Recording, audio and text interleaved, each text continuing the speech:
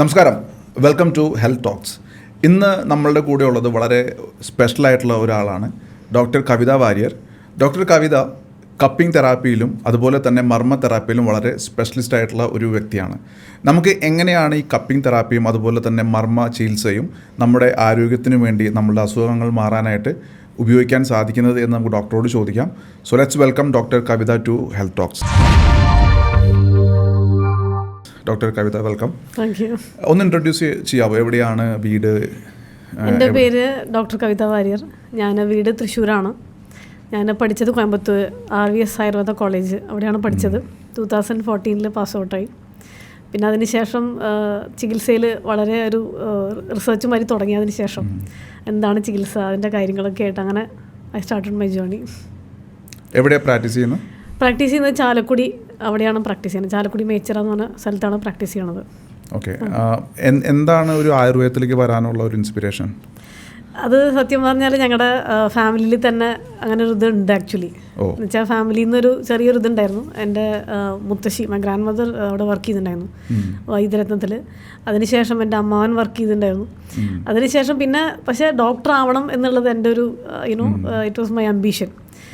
കാരണം ബിക്കോസ് എനിക്ക് മറ്റുള്ളവരെ ഹെൽപ്പ് ചെയ്യണം, അല്ലെങ്കിൽ അവരുടെ ഒരു അസുഖം I just want to make them smile.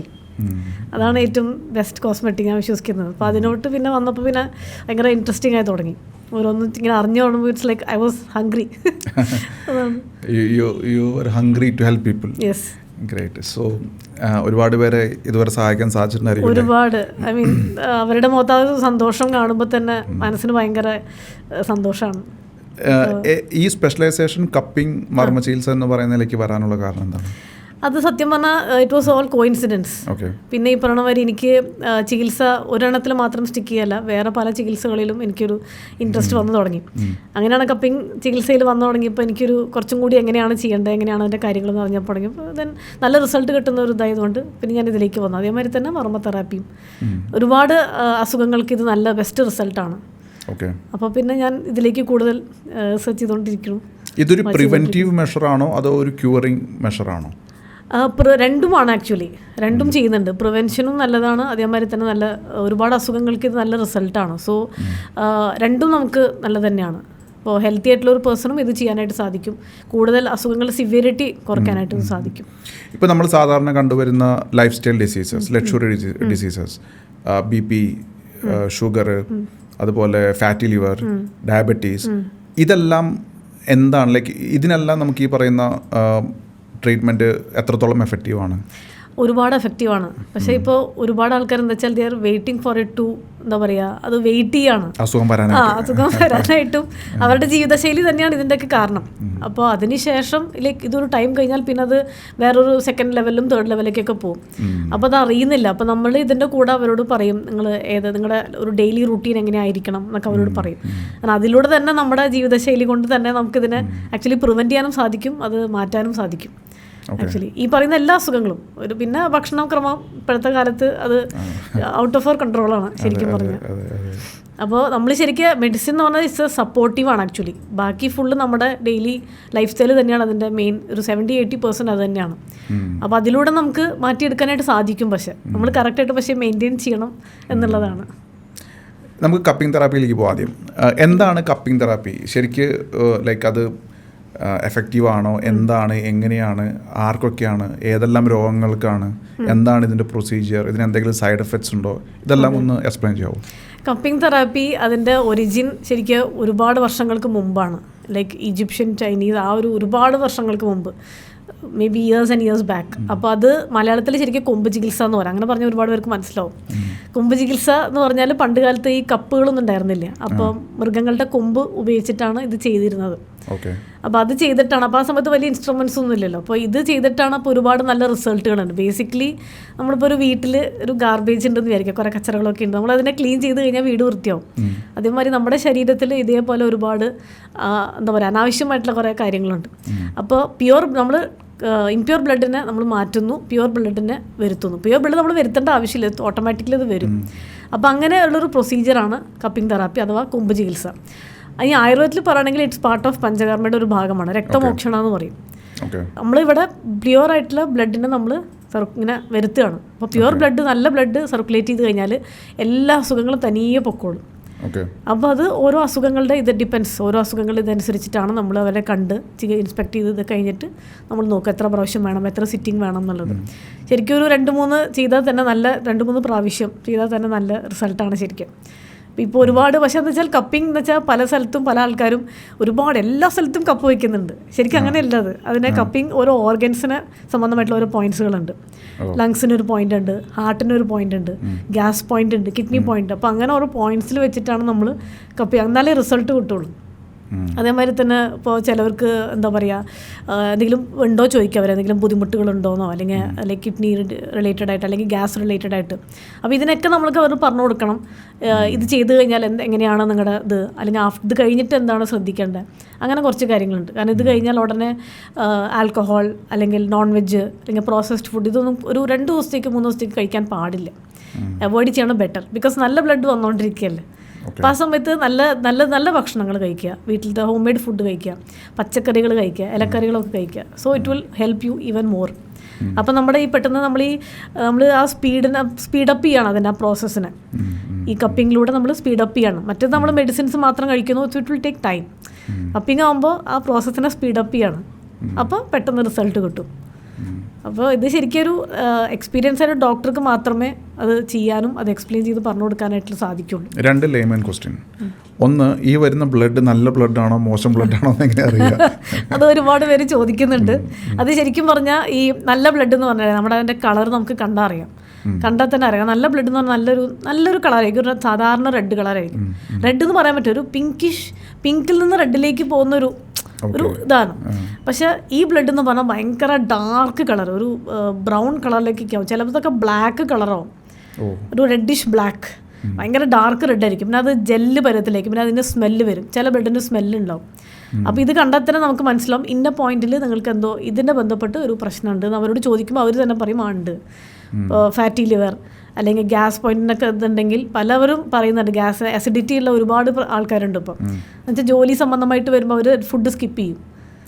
Especially Dubai, Qatar, Saudi ഇങ്ങനെ വർക്ക് ചെയ്യുന്ന സ്ഥലത്ത് അല്ലെങ്കിൽ ജോലീൻ്റെ ഡിപ്പെൻസ്. ഇപ്പോൾ IT പ്രൊഫഷണൽസ് രാവിലെ ഫുഡ് കഴിക്കാറില്ല, കാരണം നൈറ്റ് ആയിരിക്കും ചിലപ്പോൾ ഷിഫ്റ്റ്. അങ്ങനെ ഒരുപാട് ബുദ്ധിമുട്ടുകൾ അനുഭവിക്കുന്നത്. അപ്പോൾ അവരോടൊക്കെ ചോദിക്കുമ്പോൾ ഫുഡ് സ്കിപ്പ് ചെയ്യും. അപ്പോൾ ഈ പറയുന്നത് അത് കുറേ കഴിഞ്ഞിട്ടാണ് നമ്മൾ ഈ ചികിത്സയ്ക്ക് വരുമ്പോൾ അപ്പോൾ നമുക്ക് മനസ്സിലാവും, ഓക്കെ നിങ്ങൾ ഫുഡ് കഴിക്കാറില്ല. അപ്പോൾ ഒരു പറയും ശരിയാണ്. അപ്പോൾ ഇങ്ങനെ അത് മനസ്സിലായി, അതാണ് പറഞ്ഞത്. അപ്പോൾ നമ്മളത് പറഞ്ഞു കൊടുക്കണമെങ്കിൽ ഇത് അറിഞ്ഞിരിക്കണം. അപ്പോൾ ഇങ്ങനെ ഈ കളറ്, ഇതിൻ്റെ സ്മെല്ല്, ഇതിൻ്റെ ടെമ്പറേച്ചർ, ചില പോയിന്റ്സിൽ മാത്രം ടെമ്പറേച്ചർ മാറും. ലൈക്ക് സാധാരണ ബോഡി ടെമ്പറേച്ചർ ആയിരിക്കില്ല. അത് നമുക്ക് അറിയാൻ പറ്റും. അതറിയാൻ പറ്റും. അത് നമ്മൾ ചെക്ക് ചെയ്താൽ നമുക്ക് മനസ്സിലാവും. പിന്നെ ഉള്ള ചോദ്യം എന്ന് പറഞ്ഞാൽ ലൈക്ക് സാധാരണ ആൾക്കാർ പറയും എത്ര നേരം വെക്കണം എന്നുള്ളത്. അതും ഈ പറഞ്ഞ പോലെ നമുക്ക് ചെയ്താലേ അറിയാൻ പറ്റുള്ളൂ എത്ര നേരം വെക്കണം, കാരണം ഇത് കഴിഞ്ഞാൽ ചിലപ്പോൾ വീണ്ടും വരാനുള്ള സാധ്യതയുണ്ട് അവരോട്. ഓക്കെ, 2ാമത്തെ ലേമൻ ക്വസ്റ്റ്യൻ. ഈ ബ്ലഡ് പോയതിന് ശേഷം ആക്ച്വലി അവിടെ പുതിയ ബ്ലഡ് വരുന്നു എന്ന് പറഞ്ഞല്ലേ, അപ്പോൾ പുതിയ ബ്ലഡ് ക്രിയേറ്റ് ആവുകയാണോ ചെയ്യുന്നത്, അതോ സർക്കുലേറ്റ് ആവുകയാണോ ചെയ്യുന്നത് എക്സിസ്റ്റിംഗ് ബ്ലഡ്? എന്താണ് അവിടെ നടക്കുന്ന പ്രോസസ്സ്? ആക്ച്വലി അവിടെ സത്യം പറഞ്ഞാൽ നമ്മുടെ ഈ ഇതെങ്ങനെയാണ് ബ്ലഡ് സർക്കുലേഷൻ ഉണ്ടാവുക, നമ്മുടെ കാപ്പിലറീസിനെ എക്സ്പാൻഡ് ആവുക ചെയ്യണം. അപ്പോൾ എക്സ്പാൻഡ് ചെയ്യുമ്പോൾ നാച്ചുറലി അവിടെ ബ്ലഡ് സർക്കുലേഷൻ ഉണ്ടായിക്കൊണ്ടിരിക്കുകയാണ്. നമ്മുടെ ഡെയിലി ബേസിസിൽ നമ്മൾ ചെറിയ സെൽസൊക്കെ ചത്തുപോകുന്നുണ്ട്, പുതിയത് ക്രിയേറ്റ് ആവുന്നുണ്ട്. പക്ഷേ ആ പ്രോസസ്സ് സ്ലോ ആണ്. കപ്പിങ്ങിലൂടെ നമ്മൾ ആ പ്രോസസ്സിനെ കുറച്ചും കൂടി സ്പീഡപ്പ് ചെയ്യണം. അപ്പോൾ അവിടെ ബ്ലഡ് സർക്കുലേഷൻ നടക്കുന്നുണ്ട്. പിന്നെ ഇത് ചെയ്ത് കഴിഞ്ഞാൽ മേ ബി 2ാമതും ചിലപ്പോൾ ബ്ലഡ് വരാം. അപ്പോൾ വരുന്നുണ്ടെങ്കിൽ ദാറ്റ് മീൻസ് ഇനിയും അവിടെ കുറച്ച് നേരം കൂടി വെക്കണം എന്നുള്ളതാണ്. ചെറിയ രീതിയിലേ വരുള്ളൂ, വലിയ രീതിയിൽ വരില്ല. അപ്പോൾ ആ വരുന്ന ബ്ലഡും ഈ പറഞ്ഞ ഒരു ഇംപ്യൂർ ബ്ലഡാണ്. പക്ഷേ ചിലതിങ്ങനെ ഒഴുകുകയാണെങ്കിൽ ദാറ്റ് മീൻസ് ആ ഭാഗത്ത് ഇനി കുറേശ്ശെ കുറഞ്ഞു എന്നുള്ളതാണ്. പിന്നെ അടുത്ത പ്രാവശ്യം 2ാമത്തെ വട്ടം ചെയ്യുമ്പോൾ ഇതൊന്നും ആയിരിക്കില്ല സിറ്റുവേഷൻ. ചിലപ്പോൾ വീണ്ടും ബാക്ക് ടു നോർമൽ ബ്ലഡ് വന്നു, അല്ലെങ്കിൽ ചിലപ്പോൾ നമ്മൾ ആദ്യത്തെ പ്രാവശ്യം എടുത്ത ബ്ലഡ് അത്രയും ഉണ്ടാവില്ല. അങ്ങനെയാണ്. സോ നല്ലൊരു ചേഞ്ച് നമുക്ക് ഒരു 2 വട്ടം കഴിഞ്ഞാൽ നമുക്ക് വ്യത്യാസം അറിയാൻ പറ്റും. അപ്പോൾ ആ രീതിയിലാണ് ഇതിൻ്റെ വ്യത്യാസം. അപ്പോൾ സർക്കുലേഷൻ നടക്കുന്നുണ്ട്, അത് നടക്കുന്നുണ്ടോണ്ടിരിക്കുകയാണ്. പക്ഷെ അതിൻ്റെ ഈ കളറ് അതിൻ്റെ ആ ഒരു ജെല്ലി പോലെയാണോ അതോ ഫ്ലോ പോലെയാണോ എന്നുള്ളത് നമുക്കിത് കണ്ടു കഴിഞ്ഞാൽ മനസ്സിലാവും. അപ്പോൾ ഈ ബ്ലഡ് സർക്കുലേഷൻ കൂടുമ്പോൾ സ്വാഭാവികമായും BP, ഹൈപ്പർ ടെൻഷൻ, അതുപോലെ സ്ട്രോക്ക് വരാനുള്ള സാധ്യത എല്ലാം കുറയില്ലേ? അതെ, തീർച്ചയായിട്ടും കുറയും. കാരണം അവിടെ ഈ പറഞ്ഞ മാതിരി ഇപ്പോൾ ഒരുവിധം എല്ലാവരുടെയും പ്രശ്നം അതാണ്. കാരണം നമ്മളിപ്പോൾ വ്യായാമം ഒന്നും ചെയ്യുന്നില്ലല്ലോ. സാധാരണ പണ്ട് കാലത്ത് അങ്ങനെയല്ലല്ലോ. എന്തെങ്കിലും ചെയ്തു, കൃഷി ചെയ്തു, അല്ലെങ്കിൽ പുറത്ത് പറമ്പിലൊക്കെ ഒന്ന് നടന്നു, അല്ലെങ്കിൽ സ്കൂളിൽ പോകുമ്പോൾ അല്ലെങ്കിൽ കോളേജിൽ പോകുമ്പോൾ നമ്മൾ നടന്നിട്ടാണ് പോയിക്കൊണ്ടിരുന്നത്. ഇപ്പോൾ അതില്ലല്ലോ. ഇപ്പം എല്ലാം വാഹനങ്ങൾ, അല്ലെങ്കിൽ സൈക്കിൾ, അല്ലെങ്കിൽ സ്കൂട്ടർ, അങ്ങനെയൊക്കെയാണ്. അപ്പോൾ നമ്മുടെ ശരീരം അനങ്ങുന്നില്ല. അനങ്ങിയാലല്ല നമ്മൾക്കൊരു ഇപ്പോൾ നമ്മൾ എക്സസൈസ് ചെയ്തു അപ്പോൾ നമ്മുടെ ശാസ്ത്രം പറയുന്നുണ്ട് വേർക്കണ വരെ എക്സസൈസ് ചെയ്യണം എന്നതാണ് ആക്ച്വലി കറക്റ്റ്. അപ്പോൾ ചിലർക്ക് മനസ്സിലാവും ഇപ്പോൾ ഓക്കെ ഞാൻ 30 മിനിറ്റ്സ് ചെയ്തു ഇനി കഴിഞ്ഞു, അങ്ങനെയല്ല. ആക്ച്വലി വേർക്കണ വരെ ചെയ്യണം എന്നുള്ളതാണ്. നമ്മുടെ ശരീരത്തിന് ആ വേസ്റ്റ് പോകണ്ടേ, ത്രൂ സ്വെറ്റിങ്ങിലൂടെ അത് പോകണം. അപ്പോൾ അത് ചിലർ പറയും ഞാൻ വേർക്കുന്ന പ്രകൃതി അല്ല എന്ന് പറയും. ശരിക്കും അതൊരു ചെറിയൊരു പ്രശ്നമാണ്. വേർക്കണം എന്നുള്ളതാണ്. അതെ അതെ അതെ അതെ. അപ്പോൾ വേർക്കണം എന്നുള്ളതാണ്. അതേമാതിരി ശരീരത്തിന് ഇപ്പോൾ ബ്ലഡ് ഡൊണേറ്റ് ചെയ്യുന്നവർക്ക് നോക്കിക്കഴിഞ്ഞാൽ അവർക്ക് കാര്യമായിട്ട് ബുദ്ധിമുട്ടുകൾ ഉണ്ടാവില്ല. കാരണം അവർ ഡൊണേറ്റ് ചെയ്യണം ബ്ലഡ്, ഒരു സാധാരണ ബ്ലഡ് ഡൊണേറ്റ് ചെയ്യുന്നു. അപ്പോൾ അവർക്ക് ഹെൽത്ത് ഇഷ്യൂസ് കാര്യമായിട്ട് ഉണ്ടാവില്ല. ബിക്കോസ് അവരിങ്ങനെ ഇറ്റ്സ് ലൈക്ക് ഒരു ഡീടോക്സിഫിക്കേഷൻ നടന്നുകൊണ്ടിരിക്കുകയാണ്. അപ്പോൾ അതേമാതിരി തന്നെ ഇതിന് ശേഷം ഈ സ്ട്രോക്ക് ആണെങ്കിലും എന്താണെങ്കിലും ആ സിവിയറിറ്റി അവിടെ കുറഞ്ഞു. ഇപ്പോൾ ഹൈപ്പർ ടെൻഷൻ ആണെങ്കിലും ഇതിൻ്റെ കൂടെ പക്ഷേ സ്ട്രെസ് എന്ന് പറഞ്ഞൊരു സംഭവമുണ്ട്. സ്ട്രെസ് വന്നാൽ എല്ലാം ഒരു പാക്കേജ് മാതിരിയാണ്, എല്ലാം ഒരുമിച്ച് വരും. കൊളസ്ട്രോള്, ഷുഗർ, അതേമാതിരി ഈ പ്രഷർ കൂടുതലായി അല്ലെങ്കിൽ എന്തെങ്കിലും എന്താ പറയുക എല്ലാം നമ്മളിങ്ങനെ ഇറ്റ്സ് ലൈക്ക് ജോലി സംബന്ധമായിട്ടുള്ള പ്രഷർ ഉണ്ടാവും. ഇങ്ങനെ കുറേ ഇഷ്യൂസ്. അപ്പം എല്ലാം കൂടി വരുമ്പോൾ നമ്മളൊരു ചെയ്ത് കഴിഞ്ഞാൽ അവർക്ക് തന്നെ എന്തൊക്കെയോ ഒരു റിലീഫ് തോന്നും. സ്ട്രെസ് ഉണ്ടെങ്കിൽ കപ്പിംഗ് തെറാപ്പി ചെയ്താൽ മതി. തീർച്ചയായിട്ടും അത് തലയിൽ വരെ ചെയ്യാൻ പറ്റും ആക്ച്വലി പറയുകയാണെങ്കിൽ. തലയിൽ എല്ലാ സ്ഥലത്തും ചെയ്യാൻ പറ്റും ആക്ച്വലി. പക്ഷേ സ്ട്രെസ് എല്ലാവർക്കും ഉള്ളൊരു കാര്യമല്ലേ? അതെ അതെ തീർച്ചയായിട്ടും അത് എല്ലാവർക്കും ഉണ്ട്. അതും നമ്മുടെ ജീവിതശൈലിയായിട്ട് ആക്ച്വലി അതും ഇതിൻ്റെ ഒരു ഭാഗമായിട്ട് മാറിയിരിക്കുകയാണ്. ബിക്കോസ് അത് എല്ലാത്തിനും ഇപ്പോൾ സ്ട്രെസ് ഉണ്ടല്ലോ. ഇപ്പോൾ ജോലിക്ക് പോകുന്നതിന് മുമ്പ് ഒരു സ്ട്രെസ് ഉണ്ടാവും, അതിനുശേഷം വീട്ടിൽ വന്നാൽ വീട്ടിലത്തെ കാര്യങ്ങൾ ആലോചിച്ച് സ്ട്രെസ് ഉണ്ടാവും. എന്തിന് നമ്മുടെ അസുഖം ഇപ്പോൾ നമ്മളൊരു ബ്ലഡ് ടെസ്റ്റ് എടുത്തു അല്ലെങ്കിൽ നമ്മൾ എന്തെങ്കിലും എക്സ്റേ എടുത്തു, അത് എക്സ്റേ കയറിയിട്ട് മുമ്പ് തന്നെ തുടങ്ങി പ്രഷർ, അല്ലെങ്കിൽ ഹോസ്പിറ്റലിൽ കയറിയിട്ട് മുമ്പ് BP കൂടി. അപ്പോൾ ഞാൻ എപ്പോഴും പറയും നിങ്ങൾ ഹോസ്പിറ്റലിൽ പോയിട്ട് മുമ്പ് ചെന്ന ഉടനെ BP ചെക്ക് ചെയ്യരുത്. Just take your time, just relax. എന്നിട്ട് നമ്മൾ പതുക്കെ ചെക്ക് ചെയ്ത് കഴിഞ്ഞാൽ സാധാരണ പ്രഷറേ കാണുള്ളൂ. അത് ചെന്നുടനെ ചെക്ക് ചെയ്താൽ ചിലപ്പോൾ അവിടുത്തെ സ്മെല്ലും അവിടുത്തെ അറ്റ്മോസ്ഫിയർ എല്ലാം കാരണം നമ്മളത് കൂടുകയാണ്. നമ്മൾ ഡോക്ടറെ കാണുമ്പോൾ തന്നെ ആ സമയത്ത് ഹാർട്ട് ബീറ്റ് ഇങ്ങനെ കൂടിക്കൊണ്ടിരിക്കും, സ്ട്രെസ് കൂടിക്കൊണ്ടിരിക്കും. അപ്പോൾ ഇങ്ങനെയുള്ള കുറച്ച് കാര്യങ്ങൾ. അപ്പോൾ എല്ലാത്തിനും ഇപ്പോൾ സ്ട്രെസ് ഒരു കാരണമാണ് ശരിക്കും. അപ്പോൾ എല്ലാം ഒരു ചികിത്സ ശരിക്കും ആവശ്യമാണ്. ഈ കപ്പിംഗ് തെറാപ്പി ഏതൊക്കെ പ്രായം, അങ്ങനെ ഏതെങ്കിലും പ്രായത്തിന് ലിമിറ്റ് ഉണ്ടോ? ലൈക്ക് ഇല്ല, ശരിക്കും അങ്ങനെ ഒരു പ്രായപരിധി ഒന്നും ഇല്ല. ചെറിയ കുട്ടികൾക്ക് ലൈക്ക് ഒരു 8-9 വയസ്സിന് ശേഷം ചെയ്യണമെന്നാണ് നല്ലത്. അപ്പോൾ ഭയങ്കര പ്രായം ഇപ്പോൾ നമ്മൾ അവരുടെ അവസ്ഥ ചെക്ക് ചെയ്യുക, അവരുടെ സിറ്റുവേഷൻ എങ്ങനെയാണ്. ഇപ്പോൾ ഭയങ്കര അനീമിക് കണ്ടീഷൻസിലൊക്കെ നമുക്ക് ചിലപ്പോൾ ചെയ്യാൻ പറ്റിയെന്ന് വരില്ല. അല്ലെങ്കിൽ പ്രഗ്നൻസിയുടെ ആ ഒരു ടൈമിംഗ് ആണ്, അല്ലെങ്കിൽ മെൻസ്ട്രൽ സൈക്കിളിൻ്റെ സമയത്ത് നമ്മൾ ചെയ്യാറില്ല. മെൻസ്ട്രൽ സൈക്കിളിൻ്റെ ആ ഒരു ടൈമിൽ ബിക്കോസ് ഓൾറെഡി അവിടെ ഇതും ഇതിൻ്റെ ഒരു ഭാഗമാണ്. അപ്പോൾ മെൻസ്ട്രൽ സൈക്കിൾ നടക്കുന്നുണ്ടെങ്കിൽ ദാറ്റ് ഈസ് ഒരു ഹെൽത്തി ഭാഗമാണത്. അപ്പോൾ ഇങ്ങനെയുള്ള അവരുടെ സിറ്റുവേഷൻ നോക്കിയിട്ടാണ് നമ്മൾ കപ്പിംഗ് ചെയ്യുക. പ്രായപരിധി ഇല്ല ശരിക്കും. പക്ഷേ ഇറ്റ് ഇസ് ബെറ്റർ ലൈക്ക് ഇപ്പോൾ ഒരു 3 months മുമ്പ് ബ്ലഡ് ടെസ്റ്റ് എടുത്തു എന്ന് വിചാരിക്കുക. അപ്പോൾ നമുക്ക് അവർക്ക് ചെയ്യാം. ഇനിയിപ്പോൾ കുറേ ഒരു കൊല്ലമായിട്ട് ടെസ്റ്റ് എടുത്തിട്ടില്ല എന്നുണ്ടെങ്കിൽ ഒരു ബ്ലഡ് ടെസ്റ്റ് എടുക്കുക തന്നെയാണ് നല്ലത്. കൊല്ലത്തിൽ ഒരിക്കലെങ്കിലും ശരിക്കും ബ്ലഡ് ടെസ്റ്റ് ആവശ്യമാണ്. കംപ്ലീറ്റ് ബ്ലഡ് കൗണ്ട് നമ്മൾ എടുക്കുകയാണ് നല്ലത്. പറയാൻ പറ്റുമല്ലോ നമ്മുടെ ബോഡിയിൽ എന്താണ് എവിടെയാണെന്നുള്ളത് ഏകദേശം അറിയാൻ പറ്റും. പക്ഷേ എന്നാലെങ്കിലും അവരുടെ ലക്ഷണങ്ങൾ നോക്കിയിട്ടാണ് നമ്മൾ ചികിത്സിക്കുക. കാരണം എല്ലാം ചിലപ്പോൾ വെയിറ്റ് കൂടിയെന്നുണ്ടെങ്കിൽ അയ്യോ എനിക്ക് 90 ആയി, നമ്പേഴ്സ് വെച്ചിട്ടല്ല ആക്ച്വലി അവരുടെ ബുദ്ധിമുട്ടുകൾ, അവരുടെ ലക്ഷണങ്ങൾ അവിടെയാണ് നമ്മൾ അവരോട് ചോദിച്ച് മനസ്സിലാക്കിയിട്ടാണ് നമ്മളിത് ചെയ്യേണ്ടത്. ആക്ച്വലി പറയുകയാണെങ്കിൽ നമ്മൾ വെയിറ്റ് ഇപ്പോൾ 90-85 kg ആയിട്ടുള്ളൊരു പേഴ്സൺ അവർ ഡെഫിനറ്റ്ലി പറയേണ്ട വെയിറ്റ് കൂടുതലാണ്. പക്ഷെ ചിലപ്പോൾ മേ ബി അത്ര ഫാറ്റ് അല്ലെങ്കിൽ കൊഴുപ്പ് അങ്ങനെയുള്ള ആഹാരങ്ങൾ കഴിക്കുന്നുണ്ടാവില്ല, എന്നാലും വെയിറ്റ് കൂടുതലാണ്. അപ്പോൾ അങ്ങനെയുള്ള കുറച്ച് സംശയങ്ങളും കാര്യങ്ങളൊക്കെ വരാറുണ്ട്. അപ്പോൾ ഫാറ്റ് ലോസിന് അല്ലെങ്കിൽ വെയിറ്റ് ലോസിന് കപ്പിംഗ് തെറാപ്പി യൂസ്ഫുൾ ആണോ? നല്ല യൂസ്ഫുൾ ആണ്. ഇതിലൂടെ നമ്മുടെ ഡെഫിനറ്റ്ലി ഇതിൻ്റെ കൊഴുപ്പ് നമ്മൾ കളയുകയാണല്ലോ ചെയ്യണത്. അതിൻ്റെ കൂടെ നമ്മൾ പക്ഷേ ഡയറ്റ് റെസ്ട്രിക്ഷൻസ് കാര്യമായിട്ടൊന്നും പറയില്ല. ജസ്റ്റ് ഞാൻ നേരത്തെ പറഞ്ഞ ഒരു ആൽക്കഹോൾ കഴിക്കാൻ പാടില്ല, അല്ലെങ്കിൽ കഴിക്കുന്ന ആൾക്കാരാണെങ്കിൽ, അല്ലെങ്കിൽ പിന്നെ നോൺ വെജ് അധികം ഭയങ്കര ഈ ഔട്ട്സൈഡ് ഫുഡ് 2 ദിവസത്തേക്ക് ഒഴിവാക്കുക എന്നുള്ളത്. ഇത്രയും ഇനിയിപ്പോൾ ആവശ്യമാണെന്നുണ്ടെങ്കിൽ ഒരു കറി ജസ്റ്റ് ഒന്ന് തൊട്ട് കൂട്ടാവുന്നേ ഉള്ളൂ ആ ഒരു 2 ദിവസം. ബിക്കോസ് ജസ്റ്റ് ഒന്ന് വന്നോട്ടെ, നല്ല ബ്ലഡ് ഒന്ന് വന്ന് സർക്കുലേറ്റ് ചെയ്ത് എന്നിട്ട് വേണമെങ്കിൽ ഗോ ബാക്ക് ടു നോർമൽ, പ്രശ്നമില്ല. അപ്പോൾ ഇതാണ് അതിൻ്റെ ഒരു കാരണം ബ്ലഡും നമ്മുടെ ഭക്ഷണം തമ്മിൽ നല്ല ലിങ്ക് ഉണ്ടല്ലോ. നമ്മൾ കഴിക്കുന്ന ഭക്ഷണം തന്നെയാണ് ബ്ലഡിലോട്ട് പോകുന്നത്. അപ്പോൾ അതുകൊണ്ട് ജസ്റ്റ് കുറച്ച് ടൈം വേണം. പക്ഷെ എന്തായാലും വെയിറ്റ് ലോസിനൊക്കെ നല്ല റിസൾട്ടാണ്. ആണോ? ബെല്ലി ഫാറ്റ് പോകാനൊക്കെ നല്ലതാണ്. അപ്പോൾ ബെല്ലിയിൽ കുറേ കപ്പ് വെച്ചാൽ മതിയോ?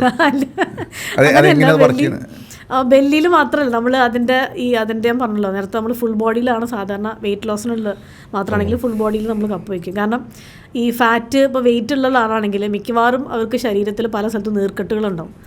അപ്പോൾ അവിടെ നമ്മൾ ഈ ഫിസിക്കൽ ഇൻസ്പെക്ഷൻ ചെയ്യുമ്പോൾ അവർ പറയും എനിക്ക് അവിടെ വേദനിക്കുന്നുണ്ട്, എനിക്ക് ഇവിടെ വേദനിക്കും, ഡെഫിനറ്റ്ലി പറയും. ഒരുപാട് പേര് അറിയുന്നില്ല, അവർ വിചാരിക്കുന്നത് എൻ്റെ വെയിറ്റ് കൂടുതലാണ് എന്നാണ് വിചാരിക്കണം. പക്ഷെ അതല്ല, അവരുടെ കൊഴുപ്പ് കെട്ടി കിടക്കുന്നുണ്ട്. അങ്ങനെയാണ് അതിൻ്റെ കൂടെ ഈ പറഞ്ഞ മാതിരി ചിലപ്പോൾ അവർ ഇരിക്കുന്ന കാര്യങ്ങളായിരിക്കും ചെയ്യുന്നുണ്ടാവുക. ഇപ്പോൾ ജോലിയാണെങ്കിലും ഇരിക്കുന്ന ജോലിയായിരിക്കും. അപ്പോൾ അവിടെ ബോഡി മൂവ്മെൻ്റ് ഇല്ല. അപ്പോൾ ഇരിക്കുന്ന സംഭവം ആകുമ്പോൾ അവിടെ ശരീരം അനങ്ങുന്നില്ലല്ലോ. അപ്പോൾ ഡെഫിനറ്റ്ലി ഈ കിടക്കുന്ന പോണ ഫുഡുകളൊക്കെ അവിടെ കിടക്കണം. പിന്നെ ഇപ്പോഴത്തെ മെയിൻ കാര്യം എന്ന് പറഞ്ഞാൽ ഭക്ഷണം കഴിച്ച ഉടനെ ടയർഡായി ഉറങ്ങാൻ പോവാണ്. ആക്ച്വലി നമ്മുടെ ശാസ്ത്രത്തിൽ പറയുന്നുണ്ട് ഭക്ഷണം കഴിച്ച് 100 സ്റ്റെപ്പ് നടക്കണം എന്ന് പറയാം. അങ്ങനെ നമ്പറല്ല, പക്ഷെ കുറച്ച് നേരം ഒന്ന് നടക്കണമെന്ന്. അപ്പോൾ അങ്ങനെ ഒരു സംഭവമുണ്ട്. പക്ഷെ ഇപ്പോൾ ജോലി കഴിഞ്ഞ് വന്നു, ഭക്ഷണം കഴിച്ചു, അവിടെ കിടന്നു.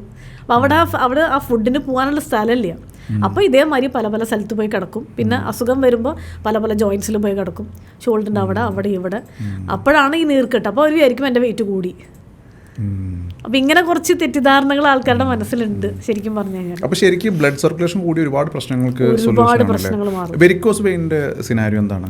വേരിക്കോസ് വെയിനും ഇത് വളരെ നല്ലതാണ്. പക്ഷേ എന്നാലും അവരുടെ ഇപ്പോൾ സിവിയറിറ്റി ഉണ്ട്. അതായത് വേരിക്കോസ് വെയിൻ അപ്പോൾ നമ്മൾ ഇൻസിഷൻ ഇവിടെ ചെയ്യണ സമയത്ത് ചില വേരിക്കോസ് ആ വെയിനൊക്കെ ഇങ്ങനെ പൊന്തി വരും, ചില ഭയങ്കര സിവിയർ സ്റ്റേജ് ആയിരിക്കും. അപ്പോൾ അവിടെ നമ്മൾ അവരുടെ ആ ഒരു ഇത് നോക്കിയിട്ട് വേണം ചെയ്യാനായിട്ട്. ചിലപ്പോൾ അവിടെ നമുക്ക് എല്ലാ പോയിന്റിലും കപ്പ് വയ്ക്കാൻ പറ്റിയെന്ന് വരില്ല.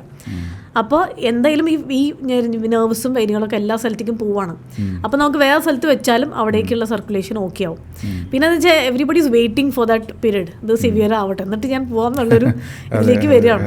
ശരിക്കും പറഞ്ഞാൽ ആദ്യമേ നമുക്ക് ഫീൽ ചെയ്യാൻ പറ്റും, കാരണം സർക്കുലേഷൻ ഉണ്ടാവില്ല. അല്ലെങ്കിൽ രാത്രി ഒരു 12 to 3 ഇടയിൽ ചിലപ്പോൾ ഒന്ന് കാലൊക്കെ ഒന്ന് സ്ട്രെച്ച് ചെയ്യണമെന്നൊരു ഫീലിംഗ് വരും. അപ്പം അതിനർത്ഥം അവിടെ സർക്കുലേഷൻ ഇല്ല എന്നുള്ളത് തന്നെയാണ്. ഇപ്പോൾ ചിലർ വീട്ടിൽ തന്നെ ചിലപ്പോൾ ടൈൽസ് ആയിരിക്കും, അപ്പോൾ മിക്ക ആൾക്കാരും ചെരുപ്പിടില്ല. പുറത്തേക്ക് പോകുമ്പോൾ മാത്രം നമ്മൾ വീട്ടിലും ഈ പറഞ്ഞ ചെരുപ്പിലും ഉണ്ട് പലതരത്തിലുള്ള ചെരുപ്പുകൾ. അതും നമ്മൾ അവരോട് പറയും ഇന്ന ചെരുപ്പിട്ട്. അപ്പോൾ രാത്രി ഇപ്പോൾ സപ്പോസ് ഇപ്പോൾ നമ്മൾ കുഞ്ഞു കുട്ടികൾ സാധാരണ പറയും സോക്സ് ഇടിച്ചാൽ മതി, ഒരു സുഖമായിട്ട് ഉറങ്ങും. ശരിക്കും നമുക്കും സോക്സ് ഇട്ട് കഴിഞ്ഞാൽ നമ്മുടെ ഉറക്കം സുഖമായിട്ടുണ്ടാവും. അപ്പോൾ നമ്മുടെ കാലിൽ ഇറ്റ്സ് ലൈക്ക് നമ്മൾ ആ കാലിനെ പ്രൊട്ടക്റ്റ് ചെയ്യാണ്, തണുപ്പടിക്കാതിരിക്കാൻ. ഇപ്പോൾ ഒരു ഫാൻ പോരല്ലോ, 2 ഫാൻ, ഒരു AC ഇതൊക്കെ ഇട്ടിട്ടായിരിക്കും കിടക്കുക. അതേമാതിരി ഇപ്പോൾ ചില ജോലി വർക്ക് പ്ലേസിലും AC ഉണ്ടാവും. അവിടെ കാലിനൊക്കെ തണുപ്പ് കയറി എല്ലാ ബോഡി ഫുള്ള് ഒരു ഐസും കട്ടയായിട്ട് മാറുകയാണ്. അപ്പോൾ അവിടെ ഈ പറഞ്ഞ ഒരു സർക്കുലേഷൻ ഇല്ല. അപ്പോൾ അവിടേക്ക് നമ്മൾ ഈ ചികിത്സ ചെയ്യുന്ന സമയത്ത് അപ്പോൾ അത് കഴിഞ്ഞിട്ട് അവർ പറയും ഇപ്പോൾ ഒരു ആശ്വാസമുണ്ട്, ഇപ്പോൾ ഒരു എന്തൊക്കെയോ ഇങ്ങനെ സ്റ്റെപ്പ് കയറാൻ പറ്റുന്നുണ്ട് എന്നൊക്കെ പറയും. അപ്പോൾ അങ്ങനെ ഒരു സംഭവമുണ്ട്. അപ്പോൾ നമ്മൾ ഈ സിവിയറിറ്റി ആകുമ്പോഴേക്കും നമ്മളൊന്ന് നോക്കണം. ചിലപ്പോൾ ആ പെർട്ടിക്കുലർ കാലുമ്പോൾ തന്നെയല്ല, ചിലപ്പോൾ നമ്മൾ വേറെ പ്ലേസിലും നമുക്ക് വെക്കേണ്ടി വരും. അപ്പോൾ ഇതിലേക്ക് നല്ലൊരു റിസൾട്ട് കിട്ടാൻ സാധ്യതയുണ്ട്. അത് ആഴം അനുസരിച്ച്, ഡെപ്ത് അനുസരിച്ചിട്ടാണ് ഓരോ അസുഖത്തിൻ്റെ.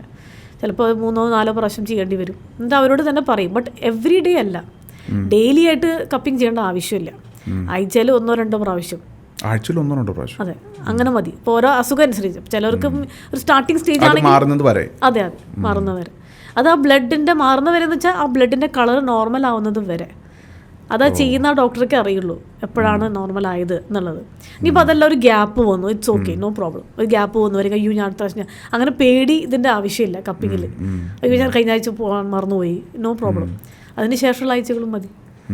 അപ്പം അങ്ങനെ ഒരുപാട് ബെനിഫിറ്റ്സ് ഉണ്ട്. അപ്പോൾ അതുകൊണ്ട് പല പല രാജ്യങ്ങളിലും ഇത് ഈ കപ്പിംഗ് തെറാപ്പി ചെയ്യുന്നുണ്ട്. ഈജിപ്ഷ്യൻ രാജ്യങ്ങളിൽ, ചൈനീസ്, ജാപ്പനീസ്, അല്ലെങ്കിൽ ഖത്തർ, സൗദി, ദുബായ്. കാരണം അവർക്ക് 7 ദിവസം അടുപ്പിച്ച് 20 ദിവസം അടുപ്പിച്ച് അങ്ങനെയൊന്നും ടൈം ഉണ്ടാവില്ല.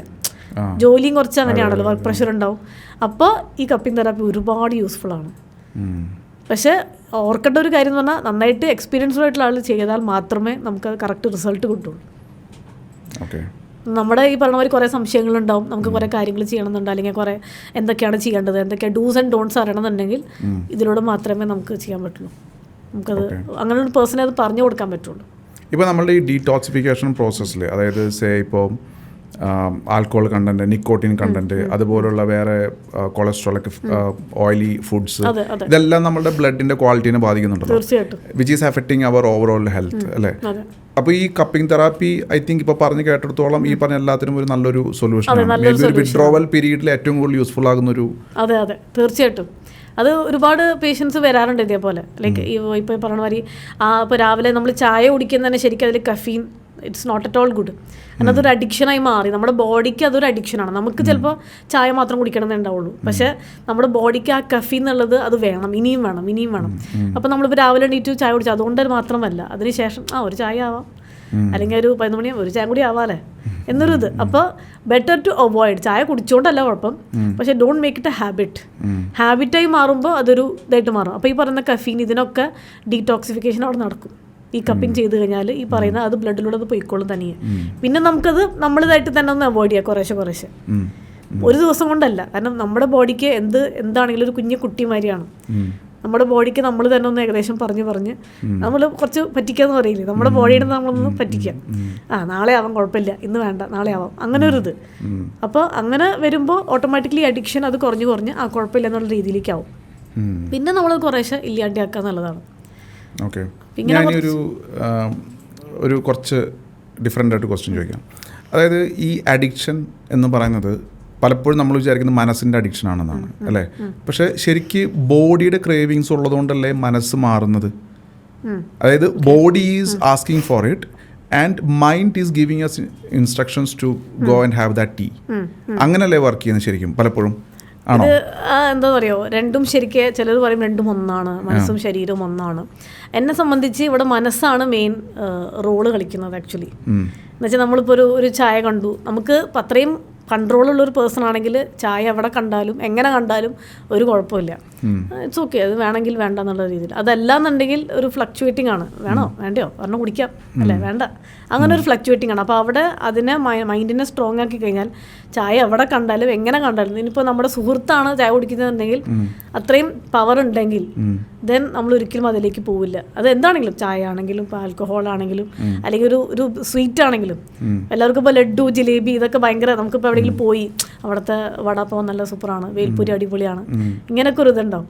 അപ്പോൾ നാച്ചുറലി അങ്ങനെ ഒരു ഇത് വരുമ്പോൾ നമുക്ക് തോന്നും ആവാല ഇത്ര ദൂരം വന്നതല്ലേ. അപ്പോൾ അതെല്ലാം നമ്മുടെ മൈൻഡിൻ്റെ ഇതനുസരിച്ചിട്ടാണ്. സോ മൈൻഡിന് അത്രയും it's A powerful thing actually. അതിനെ കൺട്രോൾ ചെയ്യാന്ന് പറഞ്ഞാൽ തന്നെ നോട്ട് ഓൺലി ദിസ്, ഒരുപാട് കാര്യത്തിന് അത് എന്താ പറയുക, ശരിക്കും അത് എന്താ പറയുക, ഇറ്റ്സ് എഫക്റ്റീവ്. മനസ്സിനെ ഞാൻ ചോദിക്കാനുള്ള കോണ്ടെക്സ്റ്റ് കൂടെ ഞാൻ പറയാം. ഇപ്പോൾ ഞാൻ ചില ആൾക്കാരെ കണ്ടിട്ടുണ്ട്, അവർക്ക് ഇന്ന ടൈമിൽ ആൽക്കഹോൾ കഴിച്ചില്ലെങ്കിൽ കൈയും കാലും വിറയ്ക്കും. അതൊരു സിനാരിയോ. രണ്ട്, ചില ആൾക്കാർ കൺസ്യൂമിങ് സ്റ്റാർട്ട് ചെയ്ത് കഴിഞ്ഞാൽ നിർത്താൻ പറ്റില്ല. പക്ഷെ നിർത്തി കഴിഞ്ഞാൽ പിന്നെ സ്റ്റാർട്ട് ചെയ്യണം നിർബന്ധമില്ല. അപ്പോൾ ബേസിക്കലി അതാ ബ്ലഡിൽ നിന്ന് വിഡ്രോ ആകുന്നത് വരെ ആ റിപ്പീറ്റഡ് ആ ഒരു ഇമ്പൾസീവ് ആയിട്ടുള്ള ഒരു ഇത് ക്രേവിങ് വരികയും ചെയ്യും. എന്നാൽ ഒരിക്കൽ ബ്ലഡ് ഒന്ന് ഡീടോക്സിഫൈ ആയി കഴിഞ്ഞാൽ പിന്നെ അവർക്ക് മെയിൻറ്റെയിൻ ചെയ്യാൻ പറ്റുന്നുണ്ട്. അപ്പോൾ അതുകൊണ്ടാണ് ഞാൻ ചോദിച്ചത്, ഈ ബോഡിയും ബ്ലഡും മൈൻഡും തമ്മിൽ ഈ ക്രേവിങ്സും അഡിക്ഷനുമായിട്ട് ബന്ധമുണ്ടോ എന്ന് ചോദിച്ചത്. അങ്ങനെയാണെങ്കിൽ ഇപ്പോൾ നമ്മൾ ഉദ്ദേശിക്കുന്ന കപ്പിംഗ് തെറാപ്പിയിലൂടെ ബ്ലഡ് ക്ലെൻസ് ചെയ്ത് കഴിഞ്ഞാൽ നമുക്ക് ബോഡീനെയും തിരിച്ച് മൈൻഡിനെയും കൺട്രോൾ ചെയ്യാൻ പറ്റുമോ? തീർച്ചയായിട്ടും ചെയ്യാൻ പറ്റും. പക്ഷേ ഇതിൽ വേറൊരു കാര്യം എന്താ വെച്ചാൽ, ഇപ്പോൾ ഈ പറഞ്ഞ മാതിരി ഇപ്പോൾ നമ്മളിപ്പോൾ ഒരു ചായ കണ്ടു അല്ലെങ്കിൽ ഒരു കാപ്പച്ചീനോ കണ്ടു, ആദ്യത്തെ സ്റ്റേജിൽ കുഴപ്പമില്ല. ആദ്യത്തെ സ്റ്റേജ് എന്ന് പറഞ്ഞാൽ ആദ്യത്തെ സ്റ്റേജിൽ ഇപ്പോൾ നമ്മൾ എന്തെങ്കിലും ഇടയ്ക്കൊന്ന് കഴിച്ചു, അത് പ്രശ്നമില്ല. പക്ഷെ കുറച്ച് കഴിഞ്ഞാൽ ഒരു സെക്കൻഡ് അല്ലെങ്കിൽ തേർഡ് ലെവലാകുമ്പോൾ ആ പെർട്ടിക്കുലർ ചായ അല്ലെങ്കിൽ വോട്ട് എവർ ഇറ്റ് ഇസ് അത് നമ്മളെ കൺട്രോൾ ചെയ്യാൻ തുടങ്ങും. അപ്പോഴാണ് ഇത് വരുന്നത്, ലൈക്ക് ഓക്കെ ഇനി ഇതിലാണ് എനിക്ക് പറ്റില്ല എന്നുള്ളത്. ആ പെർട്ടിക്കുലർ ആൽക്കഹോൾ ആണെങ്കിൽ ആൽക്കഹോൾ വിൽ കൺട്രോൾ മീ എന്നുള്ളൊരു ചിന്ത ബോഡി അക്സെപ്റ്റ് ചെയ്ത് കഴിഞ്ഞു. അപ്പോൾ ഞാൻ ഒരു സിനാരിയോ ഇവിടെ ഫോം ചെയ്യാണ്. അപ്പോൾ ചായ നമ്മുടെ മുമ്പിലിരിക്കുന്നു, മൈൻഡ് കൊണ്ട് ഞാൻ പറയുകയാണ്, എൻ്റെ അടുത്ത് ഡോക്ടർ പറഞ്ഞിട്ടുണ്ട് ചായ കുടിക്കരുത്, യു ക്യാൻ കൺട്രോൾ. അപ്പോൾ ഞാൻ മനസ്സുകൊണ്ട് പറഞ്ഞു ഈ ചായ ഞാൻ കുടിക്കുന്നില്ല. പക്ഷെ അപ്പോഴും ഉള്ളിൽ നിന്ന് ആരോ പറയുന്നു എടുക്ക് കുടിക്ക് എന്നിങ്ങനെ പറയുന്നു. അത് ആരാണ്? അത് ബോഡിയാണോ മൈൻഡാണോ? അത് നമ്മുടെ ബോഡിയാണ്, മൈൻഡ് അല്ല. അപ്പോൾ ആ ബോഡീനല്ലേ നമ്മൾ തിളക്കേണ്ടത് ഫസ്റ്റ്? അല്ല എന്താ പറയുക, ഇതിപ്പോൾ നമ്മളിപ്പോൾ ഒരു ആൾ മുമ്പിൽ വന്നു, അവൾ ആൽക്കഹോൾ കുടിക്കുന്ന ഒരു പേഴ്സൺ ആണെങ്കിൽ ഞാനിപ്പോൾ അവരോട് പറയുകയാണ് ഇങ്ങനെ ചെയ്യണം, അവർ ഓട്ടോമാറ്റിക്കലി ഒരു സാധാരണ പേഴ്സൺ ചിന്തിക്കുക ഡോക്ടർ പറഞ്ഞു എൻ്റെ അടുത്ത് ചെയ്യാൻ പാടില്ല അല്ലെങ്കിൽ കുടിക്കാൻ പാടില്ല എന്ന് പറഞ്ഞു. അങ്ങനെയല്ല ശരിക്കും, ആ പേഴ്സണ് തനിയെ തോന്നണം. അതൊന്നും നടക്കില്ല. അതാണ് പറഞ്ഞത്. അപ്പോൾ നമുക്ക് തനിയെ തോന്നണം. ഓക്കെ, അക്സെപ്റ്റൻസ് ആണ് മെയിൻ. അപ്പം എന്ത് കാര്യമാണല്ലോ അക്സെപ്റ്റൻസ് ഉണ്ടെങ്കിൽ ദെൻ നോ പ്രോബ്ലം. അത് സത്യം പറഞ്ഞാൽ ഒരു ദിവസം കൊണ്ട് നടക്കില്ല. അത് സ്റ്റെപ്പ് ബൈ സ്റ്റെപ്പായിട്ട്. സാധാരണ ഇപ്പോൾ ഡോക്ടറെ കണ്ടു അല്ലെങ്കിൽ ഒരു ആയുർവേദ മരുന്ന് തന്നു അല്ലെങ്കിൽ എന്ത് മരുന്നത് കൊടുത്തു, അപ്പോൾ എനിക്കൊരു അസുഖമുണ്ട് അത് മാറ്റണം, ആ ഒരു ചിന്ത തനിയെ വരണം. ഒരാൾ പറഞ്ഞുകൊണ്ട് മാത്രമല്ല, തനിയെ വന്നാൽ കുഴപ്പമില്ല. ഓട്ടോമാറ്റിക്കലി അവർ ഡോക്ടറെ അടുത്ത് പോയി വീണ്ടും ചോദിക്കും, വീണ്ടും മരുന്നുകൾ കഴിക്കും, അങ്ങനെയൊക്കെ. അപ്പോൾ അത് തനിയെ വരേണ്ടതാണ്. ശരിക്കും ഈ പറഞ്ഞ ബോഡിയും മൈൻഡും ഒന്നാണെന്ന് എനിക്ക് തോന്നുന്നില്ല, രണ്ടും സെപ്പറേറ്റ് ആണ് ശരിക്കും, പക്ഷേ കണക്റ്റഡ് ആണ്. അതെ അതെ അതെ. പലപ്പോഴും ഒബ്സർവ് ചെയ്യുമ്പോൾ മനസ്സിലായ കാര്യം എന്താ വെച്ചാൽ, ഫോർഗീവ് ചെയ്യാൻ ആൾക്കാർക്ക് ഭയങ്കര ബുദ്ധിമുട്ടാണ്. അതേപോലെ ആക്സെപ്റ്റ് ചെയ്യാനും that I am addicted to something, അത് ഭയങ്കര ബുദ്ധിമുട്ടുള്ളൊരു റിയാലിറ്റിയാണ്. പക്ഷേ ആൾക്കാർക്ക് ഫൈറ്റ് ചെയ്യാൻ ഭയങ്കര ഇഷ്ടമാണ്. അപ്പോൾ നമ്മൾ അവരോട് പറയുന്നത് നീ ആക്സെപ്റ്റ് ചെയ്യണ്ട, understand that your body is asking for it. It's not you. നിന്റെ മൈൻഡിൽ നിനക്ക് ആൽക്കഹോളിനോട് താല്പര്യമില്ല, പക്ഷെ ബോഡിയാണ് ക്രേവിങ് കൊണ്ടുവരുന്നത്. You fight against your body. അപ്പോൾ ബോഡി ചോദിക്കുന്നു, നീ കൊടുക്കില്ല എന്ന് നീ അവനോട് പറയും, ഞാൻ തരില്ല. നീ എത്ര വേണമെങ്കിലും ചോദിച്ചോ, ഞാൻ തരില്ല എന്ന് പറയുന്ന ആംഗിളിൽ വരുമ്പോൾ his mind is taking control over the cravings, what ever body is inducing. അപ്പോൾ ആ ഒരു സിനാരിയോസ് ടോട്ടലി, കാരണം ഇന്നത്തെ ആൾക്കാർക്ക് നീ ഒന്ന് മെഡിറ്റേറ്റ് ചെയ്യ്, ബ്രീത്ത് ചെയ്യ്, റിലാക്സ് ചെയ്യുന്ന പറയുമ്പോൾ അവൻ്റെ ആ റെസ്റ്റ്ലെസ്നെസ് അങ്ങനെ വരും, ADHD ആക്ടിവേറ്റ് ആവും. അപ്പോൾ ഞാൻ ചോദിച്ചതെന്ന് വെച്ചാൽ, അങ്ങനെയാണെങ്കിൽ നമ്മൾ ബോഡീനെ ഈ കപ്പിംഗ് തെറാപ്പിയുടെ എഫക്റ്റ് ഡീടോക്സിഫിക്കേഷനിൽ പോകുമ്പോൾ കുറേയൊക്കെ നമ്മുടെ ബോഡി റിലാക്സ് ആവും, ആ ക്രേവിങ് പോവും. അപ്പോൾ അത് മൈൻഡിന് കുറേ കൂടെ സ്റ്റെബിലൈസ് ചെയ്ത് പീസ്ഫുള്ളായിട്ട് ഇരിക്കാൻ പറ്റും. Then he can sleep properly.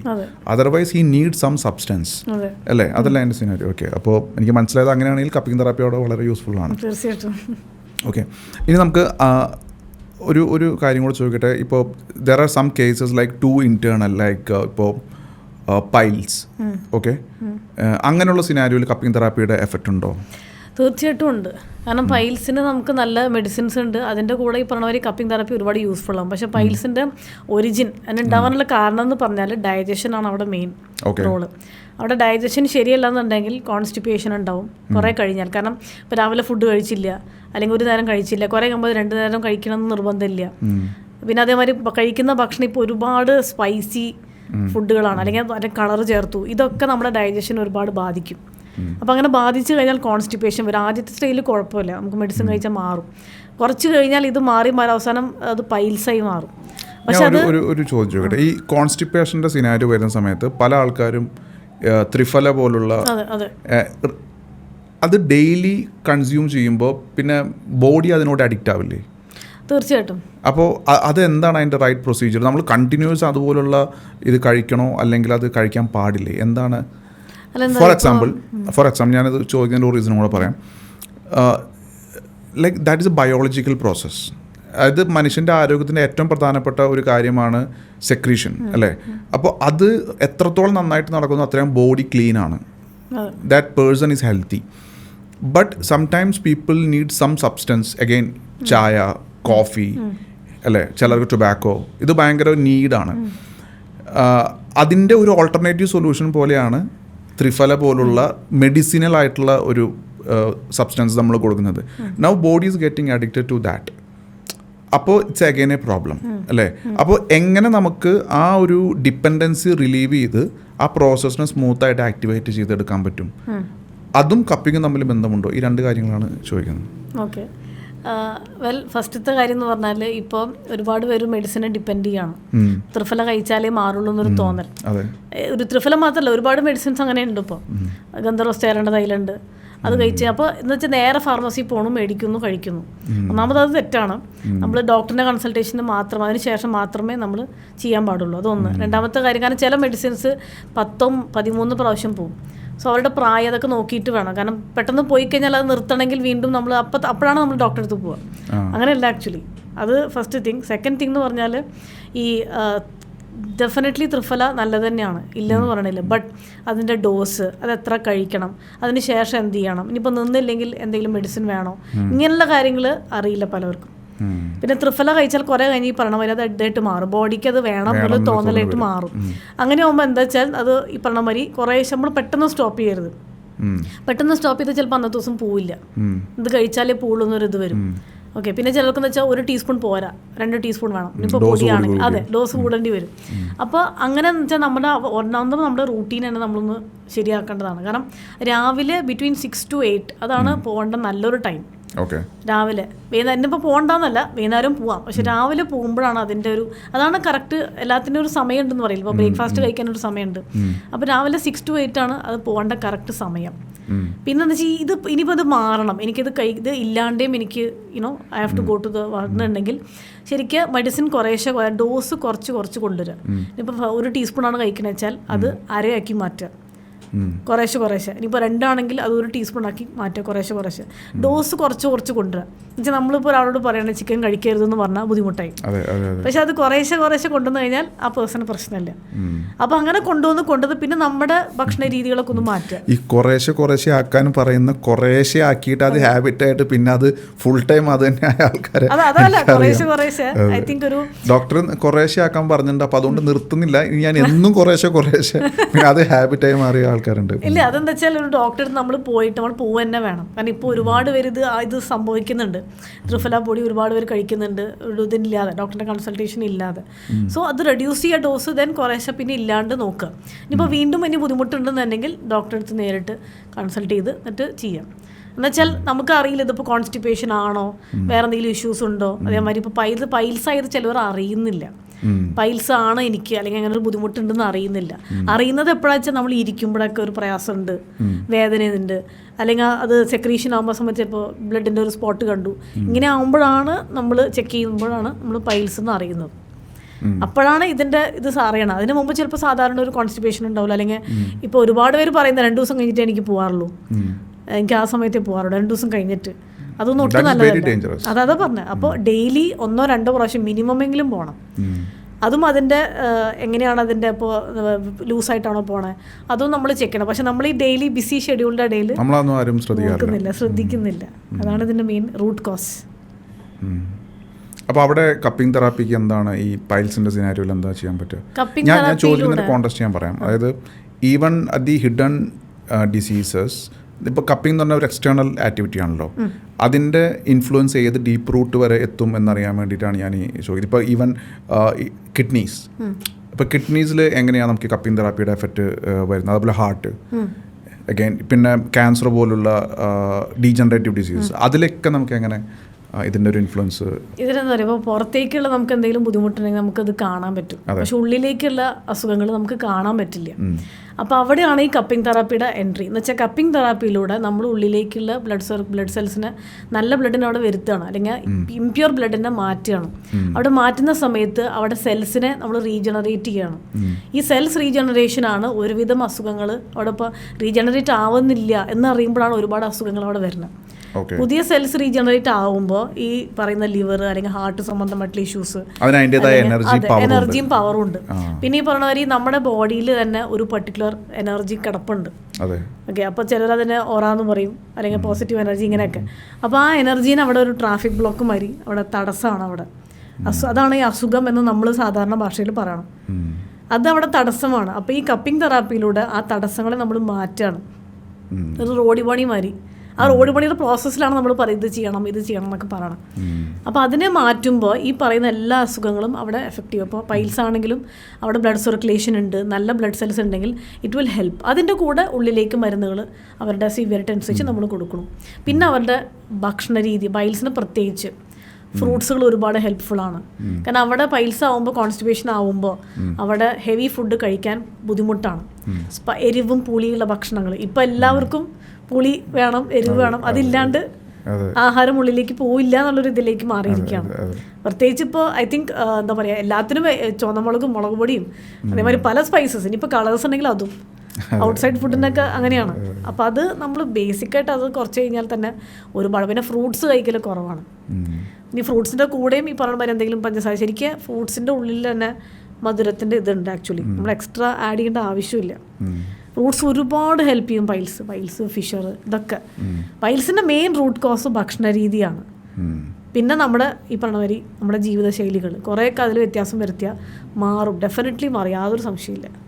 നമ്മുടെ ചിലരുടെ ശരീരത്തിൽ ഒരു ഏജ് കഴിയുമ്പോൾ ഈ പാലുണ്ണികൾ പോലെ ചെറിയ ഇത് കണ്ടിട്ടില്ലേ, അതെന്താ ശരിക്കും? അത് ചില ആൾക്കാരുടെ ഒരു പ്രാവശ്യം വന്ന് പിന്നെ പല സ്ഥലത്തും സ്പ്രെഡ് ആവുന്നു.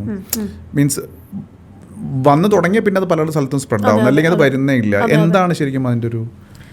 അതിനെന്താ പറയുക, ഇത് ഈ പറഞ്ഞ മാതിരി ഞാൻ ഒരുപാട് ആൾക്കാർക്ക് ഇത് കണ്ടിട്ടുണ്ട്, ഈ പാലുണ്ണി എന്നുള്ളൊരു ഇത്. അതെന്താ വെച്ചാൽ അതിനെ മെഡിക്കൽ നെയിം എന്ന് ഞാൻ അങ്ങനെ ഒരു നെയിമായിട്ട് വിളിക്കുന്നില്ല അതിനെ. നമ്മൾക്ക് പല പേരുകളും ഉണ്ട്, ലംസ് എന്ന് പറയാം, മുഴ എന്ന് പറയാം. പക്ഷെ എന്നെ സംബന്ധിച്ച് ഇറ്റ്സ് ലൈക്ക് ഒരു വേസ്റ്റാണ് അത് ശരീരത്തിലത്തെ. ഇപ്പോൾ നമ്മളൊരു സ്ഥലത്ത് ഒരു പ്രൊട്രൂഷൻ കണ്ടു, ഒരു എന്താ പറയുക, നമ്മൾ മുഴ എന്ന് പറയില്ല, കഴുത്തിലൊരു മുഴ അല്ലെങ്കിൽ നമ്മുടെ ബാക്കിലൊരു മുഴ. ഇങ്ങനെ കാണുമ്പോൾ ഞാൻ അതിനെ കാണുന്നത് ഇറ്റ്സ് ഒരു വേസ്റ്റ് ആണത്. എവിടെയും കടക്കാൻ പറ്റാണ്ട് ഓരോ ചെറിയ ചെറിയ സ്ഥലത്ത് പോയി ഇരിക്കുന്നു. ഓക്കെ, അതാണ് ഈ സംഭവം. അത് പക്ഷേ ഇറ്റ്സ് നോട്ട് ഡേഞ്ചറസ്, അപകടം പിടിച്ചൊരു കാര്യമല്ല അത്. അതൊരു വേസ്റ്റ് പ്രൊഡക്റ്റ് ആണ്. അപ്പോൾ ഏറ്റവും ബെസ്റ്റ് ബോഡീനെ ഡീടോക്സ് ചെയ്താൽ അവിടെ ഒരു വ്യത്യാസം കാണും. പക്ഷേ ഇപ്പോൾ എന്താ ചെയ്യണമെന്ന് വെച്ചാൽ ആൾക്കാർ ഓരോ എക്സ്റ്റേണലി ഓരോ പൗഡർ ഇടുന്നു, പേസ്റ്റ് ആക്കിയിട്ട് അവിടെ ഇവിടെ അപ്ലൈ ചെയ്യുന്നു. അല്ലെങ്കിൽ പിന്നെ നമ്മൾ ഉപയോഗിക്കുന്ന സോപ്പ് തന്നെ ഒരു പ്രശ്നമാണ് ശരിക്കും. ഞാനത് ഇപ്പോൾ ഒരുപാട് ശ്രദ്ധിച്ചൊരു കാര്യമാണ്. ഒരു ദിവസം സിന്തോളാണെങ്കിൽ പിറ്റേ ദിവസം ലൈഫ് ബോയ്, പിറ്റേ ദിവസം ഡെറ്റോള്. അപ്പോൾ ഇത് ശരിക്കും സോപ്പ് തന്നെ നമ്മുടെ സ്കിന്നിൻ്റെ നേച്ചർ നമ്മൾ മനസ്സിലാക്കണം. ചിലവരുടെ ഭയങ്കര ചൂടുള്ള പ്രകൃതി ആയിരിക്കാം, ഭയങ്കര പിത്തപ്രകൃതി ആയിരിക്കും അവർ, ഭയങ്കര ചൂട്. ചിലർ ഒട്ടും വേർക്കുണ്ടാവില്ല, ചിലർക്ക് ഭയങ്കര കൊഴുപ്പുള്ള ശരീരമായിരിക്കും. നമ്മൾ തന്നെ ശ്രദ്ധിച്ചിട്ടുണ്ടാവും, ഭയങ്കര എന്ത് കഴിച്ചാലും പെട്ടെന്ന് ഇതിങ്ങനെ കാണും. അപ്പോൾ ഇങ്ങനെയുള്ള ഇതൊക്കെ നമ്മുടെ സ്കിന്ന് തന്നെ നമ്മൾ തിരിച്ചറിയണം, നമ്മൾ ഡ്രൈ സ്കിന്നാണോ ഓയിലി സ്കിന്നാണോ. അപ്പോൾ ചിലർക്ക് എന്താ വെച്ചാൽ തണുപ്പ് രാജ്യങ്ങളിൽ പോയാൽ ആൽമണ്ട് ഓയിൽ ഒരുപാട് ഹെൽപ്പ് ചെയ്യും. ചിലർക്ക് എന്താ വെച്ചാൽ കടുകെണ്ണ തേച്ചാലും മതി, ചിലർക്ക് ഒലിവ് ഓയിൽ തേച്ചാൽ മതി. ഇപ്പോൾ വിദേശ രാജ്യങ്ങളിൽ ഐ തിങ്ക് എൻ്റെ റിസർച്ച് പ്രകാരം ഒലിവ് ഓയിൽ അവർ തേക്കാറുണ്ട് അവരുടെ ബോഡിയിൽ. അതേമാതിരി വാദസംബന്ധമായിട്ടുള്ള പ്രശ്നങ്ങൾക്ക് കടുകെണ്ണ ബെസ്റ്റ്, നല്ലൊരു ഇത് തന്നെയാണ്. പക്ഷേ കടുകെണ്ണ എന്ന് പറയുമ്പോൾ അതിലെ കടുക് ശുദ്ധമായിരിക്കണം, വെളിച്ചെണ്ണ ശുദ്ധമായിരിക്കും, എന്നാലേ അതിനൊരു നമുക്ക്. അല്ലെങ്കിൽ പിന്നെ ഇതിപ്പോൾ എല്ലാം ഇപ്പോൾ പാക്ക്ഡ് ആണ്, പാക്കേജിലാണ്. അതാ അപ്പോൾ കുറച്ചൊക്കെ നമ്മുടെ കയ്യിൽ നമുക്ക് കൺട്രോൾ. അപ്പോൾ ഇതിൽ വേസ്റ്റ് ആണ് അവിടെ കിടക്കുന്നത് ചെറിയ രീതിയിൽ. ബട്ട് ഇറ്റ്സ് നോട്ട് ഡേഞ്ചറസ്, അപകടം പിടിച്ചൊരു കാര്യമല്ല അത് ശരിക്കും. Is it a sign for something like എന്തിൻ്റെങ്കിലും സിംറ്റം ആണോ? അത് നമുക്കിപ്പോൾ എന്തെങ്കിലും ചൊറിച്ചിലുണ്ട് ഭയങ്കരമായിട്ട്, അല്ലെങ്കിൽ അവിടെ എന്തെങ്കിലും കളർ ചേഞ്ച് കണ്ടു, അപ്പോഴാണ് നമുക്കിത് ചെറിയൊരു നമ്മൾ ഡോക്ടറെ അടുത്ത് പോണത്, അല്ലെങ്കിൽ ഒരു കൺസൾട്ടേഷൻ നമ്മൾ ചെയ്യേണ്ടത്. ഈ സ്കിൻ റാഷസ് വരുന്ന സമയത്ത് ഇപ്പോൾ പലപ്പോഴും ഞാൻ കാണാറുണ്ട് സ്കിൻ റാഷ്. അപ്പോൾ സ്റ്റിറോയിഡ്സ് ആണ് പൊതുവേ ഡോക്ടേഴ്സ് കൊടുക്കുന്നത്. അപ്പം ഈ എസ്പെഷ്യലി സോറിയാസിസ് പോലെ കുറച്ചും കൂടെ ആൻറ്റി ഇമ്മ്യൂൺ ഡിസീസസ് ഒക്കെ വരുന്ന സമയത്ത് അഗൈൻ സൂപ്പർ പവർഫുൾ സ്റ്റിറോയിഡ്സ് ആണ് അവിടെ പോകുന്നത്, which is again bad for your health അല്ലേ. അപ്പോൾ അവിടെ ഈ കപ്പിംഗ് തെറാപ്പി ഐ തിങ്ക് വളരെ യൂസ്ഫുൾ ആയിട്ടുള്ള ഒരു കാര്യം. തീർച്ചയായിട്ടും സ്കിൻ ഡിസീസിന് ഏത് അസുഖമാണെങ്കിലും കപ്പിംഗ് തെറാപ്പി ഒരുപാട് യൂസ്ഫുൾ ആണ്. പക്ഷെ അത് നമ്മൾ ചെയ്യണ സമയത്ത് അവർക്ക് നമ്മൾ പറഞ്ഞു കൊടുക്കണം, ഇതാണ് നിങ്ങളുടെ കാര്യം, ഇതുകൊണ്ടാണ് വരുന്നത് എന്നുള്ളത്. പിന്നെ ഈ സോറിയാസിസ് എന്ന് പറഞ്ഞാൽ അല്ലെങ്കിൽ ഏത് സ്കിൻ ഡിസീസ് ആണെങ്കിലും അവർ കഴിക്കുന്ന മെഡിസിൻസ് നമ്മൾ ശ്രദ്ധിക്കണം. ഈ പറഞ്ഞ മാതിരി സ്റ്റിറോയിഡ്സ് ആണെന്നുണ്ടെങ്കിൽ അതിന് ഒരുപാട് സൈഡ് എഫക്റ്റ് ഉണ്ട്. നമ്മളിപ്പോൾ കപ്പിംഗ് തെറാപ്പി ഒരു വഴിക്കൂടെ നമ്മൾ ചെയ്യുമ്പോൾ അതിൻ്റെ റിസൾട്ട് കിട്ടുമ്പോൾ അപ്പുറത്ത് അവർ മെഡിസിൻ കഴിക്കുന്നുണ്ടെങ്കിൽ രണ്ടും കൂടി ക്ലാഷ് ആവാൻ പാടില്ല. മെഡിസിൻ കഴിക്കുന്നതുകൊണ്ടല്ല കുഴപ്പം, പക്ഷെ രണ്ടും കൂടി ചിലപ്പോൾ ക്ലാഷ് ആവും. കാരണം എന്തൊക്കെയാണെങ്കിലും അവരുടെ വർക്ക് ചെയ്യുന്ന രീതി പ്രോസസ്സ് വേറെ, നമ്മുടെ വർക്ക് ചെയ്യുന്ന പ്രോസസ്സ് വേറെ. അപ്പോൾ സ്റ്റിറോയിഡ് കഴിക്കുമ്പോൾ അവിടെ സൈഡ് എഫക്റ്റ് ഉണ്ടാവും. അതിൽ മെയിൻ സൈഡ് എഫക്റ്റ് എന്ന് പറഞ്ഞാൽ വെയിറ്റ് ചിലപ്പോൾ കൂടാൻ സാധ്യതയുണ്ട്. അവിടെ ഹോർമോൺസ് അങ്ങോട്ടും ഇങ്ങോട്ടും ചിലപ്പോൾ അങ്ങോട്ട് പോകും ഇങ്ങോട്ട് അപ്പ് ആൻഡ് ഡൗൺ ആയിട്ട് പോകും. അപ്പോൾ ഇവിടെ നമ്മൾ കപ്പിങ്ങിലൂടെ നമ്മളതിൻ്റെ ബാലൻസ് ആക്കുക ചെയ്യണം.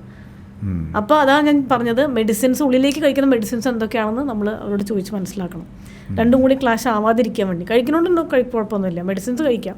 പക്ഷേ രണ്ടും കൂടി അതിൻ്റെ ലൈക്ക് ആ മെഡിസിൻ്റെ ഡോസ് കുറയുന്നുണ്ടോ കൂട്ടുണ്ടോ. കാരണം ചിലരെന്ന് വെച്ചാൽ കപ്പിംഗ് ചെയ്യുമ്പോൾ അവിടെ മെഡിസിൻ സ്റ്റോപ്പ് ചെയ്യും. അതിൻ്റെ ആവശ്യമില്ല, മെഡിസിൻ കഴിക്കാൻ നോ പ്രോബ്ലം, പക്ഷേ എന്ത് മെഡിസിനാണ് കഴിക്കണം എന്നൊക്കെ നമ്മൾ ശ്രദ്ധിക്കണം. അപ്പോൾ കപ്പിംഗ് ഒരുപാട് യൂസ്ഫുൾ ആണ് ഈ ബേസിക്കലി ബ്ലഡ് പ്യൂരിഫിക്കേഷൻ നടക്കുന്നില്ലേ.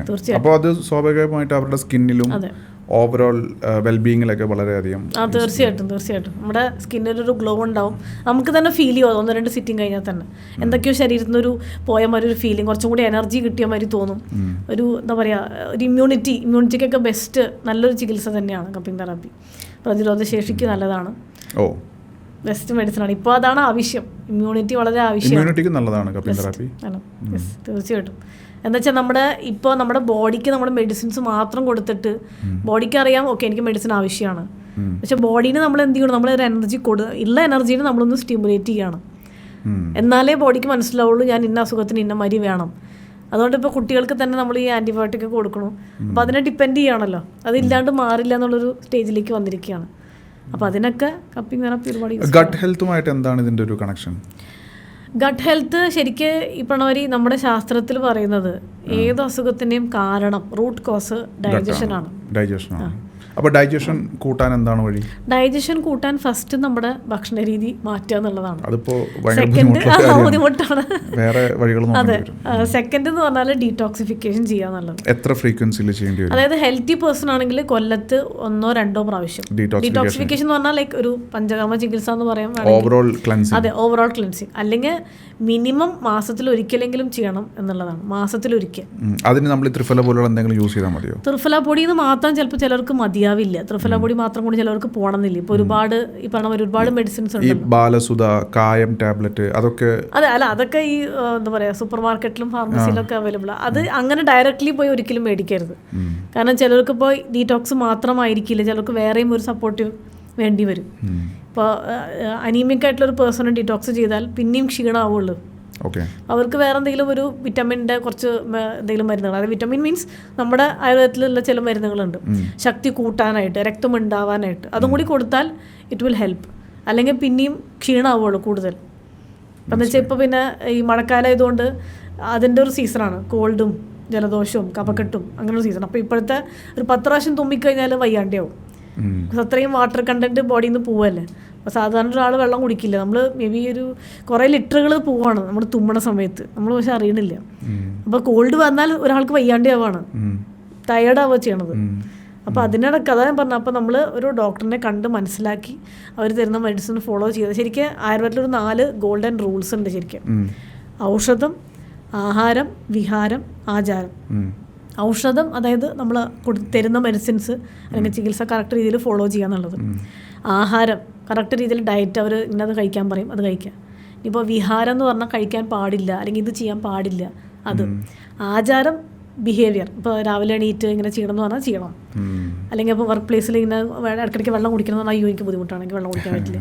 അപ്പോൾ ഈ 4 ഗോൾഡൻ റൂൾസാണ് ആയുർവേദത്തിൻ്റെ. ഇത് ഫോളോ ചെയ്ത് കഴിഞ്ഞാൽ ഏത് അസുഖവും നമുക്ക് മാറ്റാൻ പറ്റും. നമുക്കിനി മർമ്മ ചികിത്സയിലേക്ക് വരാം.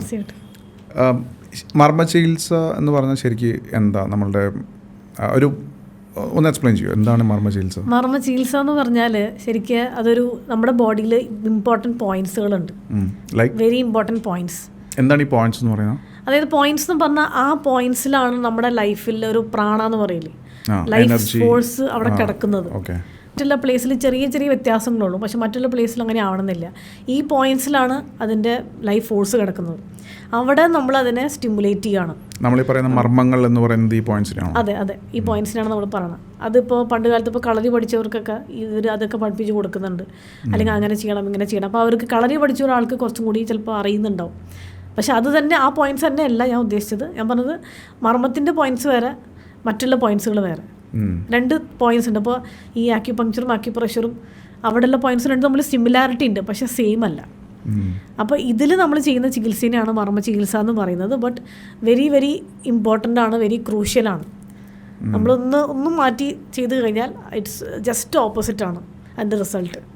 അപ്പോൾ നമ്മൾ വെരി ഇമ്പോർട്ടൻ്റ് ആയിട്ടുള്ളൊരു പോയിന്റ്സ് ആണ്. അവിടെ നമ്മൾ സ്റ്റിമുലേറ്റ് ചെയ്താൽ പെട്ടെന്ന് റിസൾട്ട് കിട്ടും. സ്റ്റിമുലേറ്റ് എന്ന് പറഞ്ഞാൽ അവിടെ ഇപ്പോൾ നമ്മൾ ചെയ്യുന്ന മർമ്മ തെറാപ്പി ചെയ്യുമ്പോൾ ഒരുപാട് അസുഖങ്ങൾ റിസൾട്ട് പെട്ടെന്ന് കിട്ടും. ഫാസ്റ്റ് റിക്കവറി ആണ് അവിടെ നടക്കുന്നത്. അതായത് നട്ടെല്ല് സംബന്ധമായിട്ടുള്ള ബുദ്ധിമുട്ടുകൾ, ഇപ്പോൾ ഡിസ്ക് ബൾജ്, അല്ലെങ്കിൽ നമ്മളൊന്ന് ഈ കർവേച്ചർ നട്ടെല്ല് ഇങ്ങനെ കുറച്ചൊന്ന് വളഞ്ഞു, അല്ലെങ്കിൽ ചിലരിപ്പോൾ നമ്മൾ പറയും ഈ ആംബ്രസ്റ്റ് ആയിട്ടുള്ള ചിറക് ഉണ്ടാകുമ്പോൾ നമ്മളൊന്ന് ഇങ്ങനെ ചെരിഞ്ഞിരിക്കും, അങ്ങനെയുള്ള അതെ അപ്പം അങ്ങനെ ഒന്ന് അതെ എന്നുവെച്ചാൽ സാധാരണ ഇപ്പോൾ നമ്മളൊരു സൈഡിൽ അതെ നട്ടെല്ല് നിവർന്ന്, പണ്ട് കാലത്ത് പറയുമല്ലോ നട്ടെല്ല് നിവർന്ന് പഠിക്കണം എന്ന് പറയും പണ്ട് കാലത്ത്. കുടവയറും നട്ടലും തമ്മിൽ വല്ല ബന്ധമുണ്ടോ? ബന്ധമുണ്ട്. അതിലേക്ക് വരാം, ഇത് കഴിഞ്ഞിട്ട് വരാം. അപ്പോൾ ഒരു സൈഡിൽ നമ്മളിപ്പോൾ ഇരുന്നു എന്ന് വിചാരിക്കുക, ഇത്ര സൈഡിൽ ഒരു 5 മിനിറ്റ് ഇരുന്നു, അതേ 5 മിനിറ്റ് അപ്പുറത്തെ സൈഡിലോട്ട് ഇരുന്നാൽ കുഴപ്പമില്ല. പക്ഷെ ഇപ്പോൾ നമ്മളിത് ശ്രദ്ധിക്കണില്ലേ. നമ്മളിപ്പോൾ TV കാണുമ്പോൾ നമ്മൾ ചിലപ്പോൾ ചാരി ഇരിക്കുന്നുണ്ടാവും, ചിലപ്പോൾ ഇപ്പോൾ കുഷൻ വെച്ച് അങ്ങനെ ഒരു ട്രെൻഡ് ഉണ്ടല്ലോ. ഇപ്പോൾ കുഷനോ തലയണോ വെച്ചാലേ എനിക്കൊരു സമാധാനമുള്ളൂ, അല്ലെങ്കിൽ നല്ലോണം ഒരു ബെൽറ്റൊക്കെ എന്തെങ്കിലുമൊക്കെ കെട്ടി കാലിമി ആണെങ്കിലൊക്കെ കെട്ടിയാലേ എനിക്കൊരു ഇതുള്ളൂ. അപ്പോൾ അങ്ങനെയൊക്കെ വരുമ്പോൾ നമ്മുടെ സ്പൈനലിൻ്റെ കർവേച്ചർ മാറുകയാണ്. അത് ലോഡോസിസ്, കൈഫോസിസ്, ഇങ്ങനെ പല സ്പൈനലിൻ്റെ കർവേച്ചറായിട്ട് ബുദ്ധിമുട്ടുണ്ടാവും. അതേമാതിരി തന്നെ ബാക്ക് പെയിൻ, അത് വെരി കോമൺ ആണ് ഇപ്പോൾ. ഇതും ശരിക്കും ലൈഫ് സ്റ്റൈലിൻ്റെ ഡിസീസായിട്ട് മാറി വരികയാണ് ബാക്ക് പെയിൻ. അപ്പോൾ ഇങ്ങനെ ഒരുപാട്. അതേമാതിരി ഇപ്പോൾ നമ്മൾ എക്സ്റേ എടുത്താലും നേരെ ഒരു പറയും എക്സ്റേ എടുക്കണം. എക്സ്റേയിൽ പക്ഷേ കാണുമ്പോൾ കർവേച്ചർ ഭയങ്കരമായിട്ട് മാറി നമ്മൾ കാണാൻ പറ്റും. അപ്പോഴാണ് അവർ പറയുന്നത് എനിക്കൊരു ബാക്ക് പെയിൻ എന്തോ ഉണ്ട്, കുനിഞ്ഞിട്ട് പെട്ടെന്ന് എണീക്കും. ചിലപ്പോൾ നമ്മളിപ്പോൾ എണീക്കുമ്പോൾ തന്നെ നമ്മൾ പെട്ടെന്ന് എണീക്കുകയാണ്, അങ്ങനെ പാടില്ല, പതുക്കെ എണീക്കുക. അതേമാതിരി നിന്നിട്ട് ഇരിക്കുകയാണെങ്കിൽ പതുക്കെ ഇരിക്കുക, ഇരുന്നിട്ട് എണീക്കുമ്പോൾ പതുക്കെ എണീക്കുക. അല്ലെങ്കിൽ അപ്പോൾ കുനിഞ്ഞ് ഭാരം എടുക്കുമ്പോൾ നമ്മുടെ പെൽവിസിന് ആ ബോണിൻ്റെ അവിടെയാണ് നമുക്ക് ബുദ്ധിമുട്ട് വരുന്നത്. അപ്പോൾ ഇതിനൊക്കെ ഈ പറയുന്ന മാതിരി മർമ്മ തെറാപ്പി നല്ലൊരു ചികിത്സയാണ്. കാരണം കുറേ കാലത്തെ മരുന്നുകളും ചികിത്സകളും ഇതിനോടൊക്കെ ഒരുപാട് പൈസയും ചിലവാക്കിയിട്ടുള്ള ആൾക്കാരുണ്ടാവും. അപ്പോൾ അവർക്കൊക്കെ ഒരു 70% അല്ലെങ്കിൽ 80% തെറാപ്പിയിലൂടെ നമുക്ക് അത് റിക്കവറി കൊടുക്കാൻ സാധിക്കും. പിന്നെ ഈ പറഞ്ഞ ഒരു വലിയ ഇതിൽ പഥ്യങ്ങളൊന്നും നമ്മൾ ഇങ്ങനെ ചെയ്യണം ഇങ്ങനെ കഴിക്കണം അങ്ങനെ കാര്യമായിട്ടൊന്നുമില്ല. മാക്സ് ടു മാക്സ് ബെരിയും പുളിയൊന്നും കുറയ്ക്കണം എന്നേ പറയുള്ളൂ. അല്ലാണ്ട് ഭയങ്കര റെസ്ട്രിക്ഷൻസ് ഒന്നും ഇതിൽ ആവശ്യമില്ല.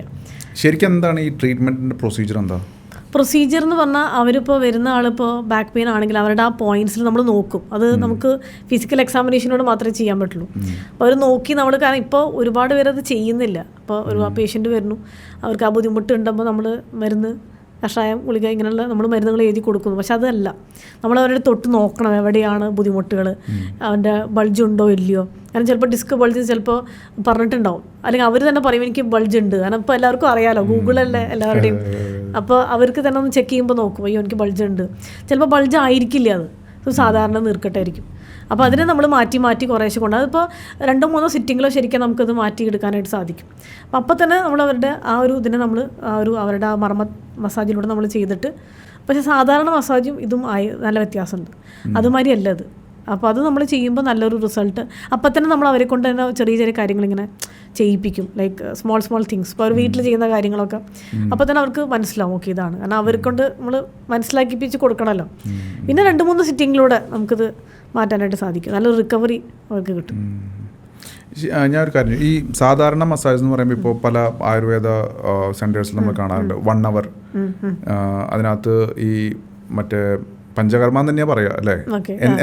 എന്താണ് ശരിക്കും പഞ്ചകർമ്മ, എന്താണ് ഈ മർമ്മ ചികിത്സ? ഇത് രണ്ടും തമ്മിൽ ഡിഫറെൻറ്റ് പ്രൊസീജിയറാണോ? അതെ, പഞ്ചകർമ്മ എന്ന് പറഞ്ഞാൽ അത് മർമ്മവും പഞ്ചകർമ്മയും രണ്ടാണ്. പഞ്ചകർമ്മ അത് വമനം, വിരേചനം, വസ്തി, നസ്യം, രക്തമോക്ഷണം. ഇതാണ് പഞ്ചകർമ്മം. വമനം, വിരേചനം, വസ്തി, നസ്യം, രക്തമോക്ഷണം. ഇതാണ് പഞ്ചകർമ്മം. ഈ രക്തമോക്ഷണമാണോ കപ്പിംഗ്? അതെ. അത് രക്തമോക്ഷണം എന്ന് പറഞ്ഞാൽ ബ്ലഡിനെ നമ്മൾ എടുക്കുന്നു, കളയുന്നു. അതാണ് രക്തമോക്ഷണം. അത് അട്ടചികിത്സയും ചെയ്യുന്നുണ്ട് പല സ്ഥലത്തും. കപ്പിംഗ് തെറാപ്പി വേറെ ചികിത്സ. മർമ്മ തെറാപ്പി പഞ്ചകർമ്മയല്ല. പക്ഷെ ആയുർവേദത്തിൻ്റെ ഒരു ഭാഗമാണ് മർമ്മം. നമ്മൾ പഠിപ്പിക്കുന്നുണ്ട്, നമ്മൾ പഠിക്കുന്ന സമയത്ത് നമ്മൾ പഠിപ്പിക്കുന്നുണ്ട് മർമ്മത്തിൻ്റെ പോയിന്റ്സ്. ഓരോ പോയിന്റ്സിൽ ഓരോ ഗുണങ്ങളാണുള്ളത്, പല ഗുണങ്ങൾ. അപ്പോൾ ഇപ്പോൾ കോൾഡും ജലദോഷമൊക്കെ വരുമ്പോൾ ഇവിടെ ഒരു പോയിന്റ് ഉണ്ട്, ആ പോയിന്റിൽ നമ്മൾ ചെയ്യണം എന്ന് പറയും. പക്ഷേ നമ്മൾ സ്വയം ചെയ്യുമ്പോൾ നമ്മളെ വേദനിപ്പിക്കില്ല. ആക്ച്വലി പറയുകയാണെങ്കിൽ നമ്മൾ കംഫർട്ട് സോണിലായിരിക്കും മസാജ് ചെയ്യും. അപ്പോൾ സാധാരണ മസാജ് ആകുമ്പോൾ ഈ പറഞ്ഞ 1 hour ആണെങ്കിലും പെയിൻഫുൾ ആണല്ലേ? ആണ്, പെയിൻഫുൾ ആണ്. പെയിൻഫുൾ മീൻസ് അത് ചിലർ ഡിപ്പെൻസ്. ഇപ്പോൾ ഓരോരുത്തർ, ചിലവർക്ക് ടോളറേറ്റ് ചെയ്യാൻ പറ്റും, പ്രശ്നമില്ല. പക്ഷെ നോട്ട് നെസസറി. പെയിൻഫുൾ എന്ന് പറഞ്ഞാൽ ഭയങ്കര വേദന അങ്ങനെയല്ല. അതായത് തെറാപ്പിസ്റ്റിന് ഫീൽ ചെയ്യാൻ പറ്റും എന്താണ് അവിടെ ബ്ലോക്ക് അല്ലെങ്കിൽ എന്താണെന്ന്. അപ്പോൾ അവർ അതിനെ മാറ്റുക എന്നുള്ള പ്രോസസ്സിലായിരിക്കും വർക്ക് ചെയ്യുന്നുണ്ടായിരിക്കും. ഇയാൾക്ക് പെയിൻ ഉണ്ടോ ഇല്ല എന്നുള്ള ഡസന്റ് മാറ്റർ. ഇല്ല ഡസന്റ് മാറ്റർ. അതെന്ന് വെച്ചാൽ അപ്പോൾ ഇത് സാധാരണ മസാജ് എന്ന് പറഞ്ഞാൽ ഒരു റിലാക്സേഷനാണ്, ജസ്റ്റ് ഒരു ഡീപ്പ് ടിഷ്യൂ റിലാക്സേഷൻ എന്നുള്ള രീതിയിലാണ്. മർമ്മം റിലാക്സേഷൻ അല്ല. അത് നമ്മൾ ആ ബുദ്ധിമുട്ട്, അല്ലെങ്കിൽ ഇപ്പോൾ ബാക്ക് പെയിൻ ആണെങ്കിൽ ആ ബാക്ക് പെയിനെ മാറ്റുക എന്നുള്ളതാണ് വിത്തിൻ 2-3 സിറ്റിങ്സിൽ. അപ്പോൾ ഇത് ശരിക്കും അഗൈൻ ബ്ലഡ് എവിടെയെങ്കിലും എന്താ ബ്ലോക്ക് ഉണ്ട്, അല്ലെങ്കിൽ എവിടെയെങ്കിലും ബ്ലഡ് വെസൽസ് അങ്ങനത്തെ പ്രശ്നങ്ങളൊക്കെ നമുക്ക് സോൾവ് ചെയ്യാൻ പറ്റില്ലേ? തീർച്ചയായിട്ടും. എന്നുവെച്ചാൽ അവിടെ നമ്മൾ ചെയ്ത് കഴിയുമ്പോൾ ഇപ്പോൾ സാധാരണ ഒരാളിപ്പോൾ സാധാരണ മസാജ് ചെയ്താൽ തന്നെ പറയും ഓ നല്ലൊരു ഫ്രഷ്നെസ് കിട്ടിയെന്ന്. അപ്പോൾ അതിൻ്റെ ഡബിളായിരിക്കും മർമ്മം ചെയ്യുമ്പോൾ. പക്ഷേ അതിൻ്റെ ഒരു മറ്റേ സാധാരണ മസാജ് എന്ന് പറഞ്ഞാൽ ജസ്റ്റ് റിലാക്സേഷൻ മാത്രം, ആ ബ്ലഡ് ഫ്ലോ ഉണ്ടാവാൻ വേണ്ടി മാത്രം. മർമ്മത്തിൻ്റെ തെറാപ്പി അങ്ങനെയല്ല. അവിടെ നമ്മൾ ഈ പറഞ്ഞ മാതിരി അവിടെയും ഇവിടെയും ഓരോ എനർജി കെട്ടിക്കിടക്കണം. ചിലപ്പോൾ നെഗറ്റീവ് എനർജി ആയിരിക്കാം, അവിടെ ഇങ്ങനെ കെട്ടിക്കിടക്കുക. അതിനെ നമ്മൾ ചെയ്ത് കഴിയുമ്പോൾ ഈ എനർജി ഒക്കെ എല്ലാ സ്ഥലത്തേക്കും ഫ്ലോ ആയി, ഒരു പോസിറ്റീവ് എനർജി അവിടെ ഫ്ലോ ആയി. അതായത് ഞാൻ പറഞ്ഞ മാതിരി ലൈഫ് ഫോഴ്സ്, ആ ഫോഴ്സ് നമ്മൾ എല്ലാ സ്ഥലത്തേക്കും, നമ്മുടെ ബോഡിയിൽ തന്നെ ശരിക്കും എനർജി ഉണ്ട്. അപ്പോൾ നമ്മളിപ്പോൾ ചിലർ പറയില്ല മെഡിറ്റേഷൻ ചെയ്യണം, നമ്മുടെ മൈൻഡിനെ നമ്മൾ ട്രെയിൻ ചെയ്യിപ്പിക്കുകയാണ്. കുറച്ച് കഴിയുമ്പോൾ നമുക്കൊരു സഹായമോ അല്ലെങ്കിൽ ഹെൽപ്പ് വേണ്ടി വരില്ല. ട്രെയിൻ ചെയ്ത് തനിയെ നമ്മുടെ ഇതിലുണ്ട്. അപ്പോൾ ആ എനർജീനെ നമ്മൾ എല്ലാ സ്ഥലത്തേക്കും ഇങ്ങനെ ചെയ്യിപ്പിക്കുകയാണ്. ആ എനർജി തന്നെ ഈ ഇതിനെ മാറ്റിക്കളയും. ഈ ബുദ്ധിമുട്ടോ അല്ലെങ്കിൽ വട്ടവർ ഡിസ്ക് ബൾജോ കർവേച്ചറോ എന്തെങ്കിലും ഉണ്ടെങ്കിൽ അതിനെ മാറ്റിക്കളയും. അപ്പോൾ നമുക്ക് തന്നെ ആ വ്യത്യാസം ഫീൽ ചെയ്യാൻ പറ്റും. കാരണം സ്പൈനൽ കോഡിൽ തന്നെ എല്ലാ നെർവ്സും കണക്റ്റഡ് ടു ദ ഓർഗൻസ് ആണ്. അപ്പോൾ സ്പൈനലിൻ്റെ കറക്റ്റ് ആയി കഴിഞ്ഞാൽ പ്രശ്നങ്ങൾ ഉണ്ടാവില്ല. അപ്പോൾ ഈ സ്പൈനലും കുടവയറും തമ്മിൽ എന്താ ബന്ധം? കുടവയറെന്ന് പറഞ്ഞാൽ ഫസ്റ്റ് ഓഫ് ഓൾ കുടവയർ എങ്ങനെയാണ് വരുന്നത് എന്നുള്ളതാണ്. അപ്പോൾ നമ്മൾ ഇരിക്കുന്ന പൊസിഷനിൽ തന്നെ കുറേശ്ശെ ഇപ്പോൾ ചിലർ ഡിഫറെൻറ്റ് ടൈപ്സ് ഓഫ് അതെ എന്നുവെച്ചാൽ ചിലർക്ക് മുകളിൽ മാത്രമായിരിക്കും ഒരു ഇതുള്ളത്, മുകളിലായിരിക്കും കൂടുതൽ ഫാറ്റ്, താഴോട്ടുണ്ടാവില്ല. ചിലർക്ക് നേരെ ഓപ്പോസിറ്റ് ആയിരിക്കും. ചിലർക്ക് മൊത്തത്തിലൊരു ഇതുണ്ടാവും. അപ്പോൾ ചിലർക്ക് ഇങ്ങനെ കിടക്കുമ്പോൾ തന്നെ അവർക്കൊരു പ്രയാസം ഉണ്ടാവും. സാധാരണ ഈ വയറുള്ളവർ നേരെ ആയിരിക്കും കിടക്കുക, ചെരിഞ്ഞ് കിടക്കൽ കുറച്ച് ബുദ്ധിമുട്ടായിരിക്കും അവർക്ക്. നേരെ കിടക്കുമ്പോൾ അവർക്കൊരു കംഫർട്ട് സോൺ, ബാക്കിലും ഇതിനൊക്കെ തലേണൊക്കെ വെച്ച് അവരുടെ കംഫർട്ട് സോണിലാണ് കിടക്കണം. ശരിക്കും തലേണ തന്നെ ഇപ്പോൾ പലതരത്തിലുള്ള തലേണ. പണ്ട് കാലത്ത് ശരിക്കും സാധാരണ മെലിഞ്ഞ ചെറിയൊരു തലേണ ആവശ്യമുള്ളൂ, മെലിഞ്ഞിട്ടൊരു തലേണയാണ് പണ്ട് കാലത്ത് ഉപയോഗിച്ചിരുന്നത്. ഇപ്പം എല്ലാവർക്കും ഒരു 2-3 തലേണ മിനിമം വെച്ചിട്ടാണ് കിടക്കണത്. അതേമാതിരി ബെഡ്, ഇരുന്നിരുന്ന ആ ഒരു സ്പൈൻ വളയുന്നതിന്റെ കംഫർട്ട് മെയിൻറ്റെയിൻ ചെയ്യാൻ വേണ്ടി കൂടുതൽ പില്ലോ. അതെ കൂടുതൽ പില്ലോ. പിന്നെ നമ്മളിപ്പോൾ കിടക്കുമ്പോഴാണെങ്കിൽ നമ്മൾ ചാരിന്ന് കണ്ടു, ശരിക്കും നമ്മളിപ്പോൾ ഉറങ്ങിപ്പോവും. ശരിക്കും സാധാരണ നമ്മളിപ്പോൾ സിനിമ കൊണ്ട് ഉറങ്ങിപ്പോയി, അപ്പോൾ ആ പൊസിഷനിൽ തന്നെ എത്രയോ മണിക്കൂറുകൾ നമ്മളവിടെ കിടക്കുകയാണ്. എന്നിട്ട് കുറേ പറയും യോ ബാക്ക് പെയിൻ ഉണ്ട്, വയ്യ എന്നൊക്കെ പറയും. അപ്പോൾ അവിടെ നമ്മൾ ഇതിനെ നമ്മൾ മനസ്സിലാക്കി കൊടുക്കണം, ഇന്ന മാതിരി കിടക്കണം, ഇന്ന മാതിരി നടക്കണം. ഇപ്പോൾ ബസ്സിലാണെങ്കിലും ശ്രദ്ധിച്ചിട്ടുണ്ടോ, ഇങ്ങനെ തൂങ്ങി പിടിച്ചിട്ടാണ് നമ്മൾ പോകണം എവിടെയെങ്കിലും പോകുമ്പോൾ. അപ്പോൾ ആ തൂങ്ങി പിടിക്കുമ്പോൾ ഈ ഷോൾഡറിൻ്റെ ജോയിൻറ്റിൽ ഭയങ്കര ഒരു പ്രഷർ വരുന്നുണ്ട് ശരിക്കും. പക്ഷെ നമ്മൾ ഇപ്പോൾ ചെരിഞ്ഞിട്ടായിരിക്കും ഇരിക്കുക, അല്ലെങ്കിൽ അടുത്ത് എവിടെയെങ്കിലും ആ ഇരിക്കുന്ന ചെയർ നമ്മൾ ചെരിഞ്ഞിട്ടായിരിക്കും നിൽക്കുക നമ്മൾ. പക്ഷേ ഇത് അറിയണില്ല, നമ്മൾ സാധാരണ ഇപ്പോൾ നമ്മൾ ഇതാണ് നമ്മൾ അവരെ മനസ്സിലാക്കി കൊടുക്കണം, ഇതാണ് ബുദ്ധിമുട്ട് അല്ലെങ്കിൽ ഇതാണ് പ്രശ്നം എന്നുള്ളത്. ഓട്ടോമാറ്റിക്കലി അവർ മാറ്റിക്കഴിഞ്ഞാൽ തന്നെ, അതാ ഞാൻ പറഞ്ഞ 2-3 സിറ്റിങ്ങിൽ തന്നെ നമുക്കത് മാറ്റി കൊടുക്കാൻ സാധിക്കും. ബസ്സിലൊക്കെ സ്ട്രെയിൻ അല്ല, അല്ലാതെ നിൽക്കാന്ന് ഞാൻ കിടന്നു ഓളത്തിലങ്ങ് പോയാൽ പോരാ, അതിൽ എളുപ്പം. അല്ല എന്താ വെച്ചാൽ നമ്മളിപ്പോൾ ബസ്സിൽ പോകുമ്പോൾ നമ്മൾ സ്ട്രെയിൻ മാത്രമല്ല, എന്ന് വെച്ചാൽ പെട്ടെന്ന് ബ്രേക്ക് ഇട്ടു എന്ന് വിചാരിക്കുക. അപ്പോൾ നമുക്ക് നമ്മൾ ആരെങ്കിലും മുമ്പിൽ ലോഡ് വരും, പക്ഷെ അല്ലെങ്കിൽ കാലിന് ഭയങ്കര ലോഡല്ലേ. അതെ, ശരീരം ഫുൾ ലോഡാണ്. അവിടെയാണ് കുറച്ചു നേരം ഈ കാല്, കുറച്ചു നേരം ആ കാല് ആടി അവന്റെ ചാരി. പക്ഷെ ബസ്സിൽ പറഞ്ഞവര് കുറച്ചും കൂടി പ്രശ്നം വരുന്നത് വെച്ചാൽ സഡൻ ബ്രേക്ക് ഇട്ട് കഴിഞ്ഞാൽ അവിടെ നമ്മുടെ ജോയിൻറ്റ്സ് ഒന്നും അങ്ങോട്ട് ഇങ്ങോട്ട് മാറിപ്പോവും, അപ്പോൾ കൂടുതൽ പെയിനായി. പക്ഷേ ഡെയിലി ബേസിസിൽ ചെയ്യുമ്പോൾ അപ്പോൾ എത്രത്തോളം പ്രഷർ ഉണ്ട് എന്നുള്ളതാണ്. അപ്പോൾ ബസ്സിലാകുമ്പോൾ എല്ലാ ഭാഗത്തും നമ്മൾ അനങ്ങല, നമുക്ക് ഒരു സൈഡിൽ മാത്രം ഇങ്ങനെ ഇപ്പോൾ നിന്ന് കഴിഞ്ഞാലും എല്ലാ സ്ഥലത്തേക്കും ബോഡി ഇങ്ങനെ അങ്ങോട്ടും ഇങ്ങോട്ടും പോവല്ലേ, ഒരു സൈഡിലേക്ക് മാത്രം നമുക്ക് കുറച്ച് പ്രയാസം ഉണ്ടാവും. നമ്മുടെ ദിവാൻ കോട്ട് പോലുള്ള ശരിക്കും ഫർണിച്ചേഴ്സ് അപ്പോൾ ശരീരത്തിന് കേടാണല്ലേ? കേടാണ്, പക്ഷെ യൂസ് ചെയ്യുന്ന രീതിയിൽ യൂസ് ചെയ്താൽ കുഴപ്പമില്ല. അതെ, സംടൈംസ് ഓക്കെ. പക്ഷെ ഡെയിലി ആയിട്ട് ഇപ്പോൾ നമ്മൾ ചിലപ്പോൾ ചെരിഞ്ഞിട്ട് എത്ര നേരം നമ്മൾ ഇരിക്കും എന്നുള്ളതാണ്. പിന്നെ ചിലരെന്ന് വെച്ചാൽ ഒരു സൈഡിലേക്ക് മാത്രം, ഇപ്പോൾ ചിലർക്ക് റൈറ്റ് സൈഡിലേക്ക് മാത്രം ചെരിഞ്ഞ് കിടക്കാൻ ഇഷ്ടമുള്ളവരുണ്ടാവും. അല്ലെങ്കിൽ ചിലർക്ക് ഇപ്പോൾ ഒന്ന് ഇരിക്കുകയാണെങ്കിൽ ചാര് കസേരയിലൊക്കെ ഇരിക്കുമ്പോൾ ബാക്കിൽ കുഷനൊക്കെ വെച്ചു, അതൊരു ഹാബിറ്റായി മാറിയിരിക്കുകയാണ്. എപ്പോഴെങ്കിലും ഓക്കെ, നോ പ്രോബ്ലം. അതേമാതിരി ആംറസ്റ്റ് ഉള്ള ഇപ്പോൾ IT-കാർക്ക് ഒരുവിധം അവർ ഇരിക്കുന്ന ജോലി, അപ്പോൾ അവർക്കൊക്കെ സർവിക്കലിൻ്റെ ഭാഗത്തൊക്കെ ഒരുപാട് ബുദ്ധിമുട്ടുകളുണ്ടാവും, കഴുത്ത് വേദന, അങ്ങോട്ട് ചെയ്യാൻ ബുദ്ധിമുട്ട്. പിന്നെ മിക്കവരും നേരെയാണ് നോക്കുന്നത്, അപ്പോൾ അവർ കഴുത്തിന് റൊട്ടേഷൻ ഇല്ല, എക്സസൈസ് ഒന്നും ഇല്ലല്ലോ. അപ്പോൾ ഇങ്ങനെയുള്ള കുറേ കാര്യങ്ങളാണ് നമ്മൾ. നമുക്ക് വീണ്ടും കുടവേറിലേക്ക് വരാം. അപ്പോൾ ദർ ആർ ഡിഫറെൻറ്റ് റീസൺസ് അല്ലേ. ഒന്ന് നമ്മളുടെ ലൈഫ് സ്റ്റൈലായിരിക്കാം, എന്താ പൊതുവേ ഇതിന് വരും. കാരണം നേരത്തെ നമ്മൾ പറയുമ്പോൾ സ്റ്റിറോയിഡ്സ് എടുക്കുന്ന ആൾക്കാർക്ക് നമ്മൾ കണ്ടിട്ടുണ്ട് ബോഡി ഭയങ്കരമായിട്ട് ബൾജായി വരും. അതുപോലെ കുടവയറ് കുറയുന്ന ആൾക്കാരുടെ സ്പൈൻ ഇറക്റ്റായി വരും ഇല്ലേ. അതുപോലെ നമ്മൾ ജിമ്മിലൊക്കെ പോകുന്ന സമയത്ത് ആ ഒരു ഏരിയ കട്ടാകുമ്പോൾ തന്നെ ബാക്കി എല്ലായിടത്തും ഒരു ഷേപ്പൊക്കെ വരാൻ തുടങ്ങും. അപ്പോൾ ഭയങ്കര എഫക്റ്റഡ് ആണ് ഈ വയറും സ്പൈനും തമ്മിൽ എന്നാണ് ഞാൻ മനസ്സിലാക്കുന്നത് അല്ലേ. എന്തുകൊണ്ടാണ് അങ്ങനെ വരുന്നത്, എന്താ അതിൻ്റെ സൊല്യൂഷൻ? ഈ പറഞ്ഞ ഒരു കർവേച്ചറാണ് ഫസ്റ്റ് റീസൺ. പിന്നെ ഫുഡ്.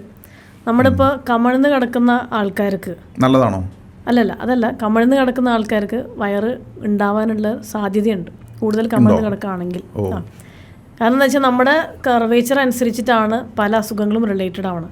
അപ്പോൾ കുടവയറുള്ള ഒരാൾക്ക് നമ്മൾ പെട്ടെന്ന് അവരുടെ കിടക്കുന്ന രീതി മാറ്റാൻ പറഞ്ഞാൽ വീണ്ടും പഴയ പൊസിഷനിലേക്ക് തന്നെ മാറും.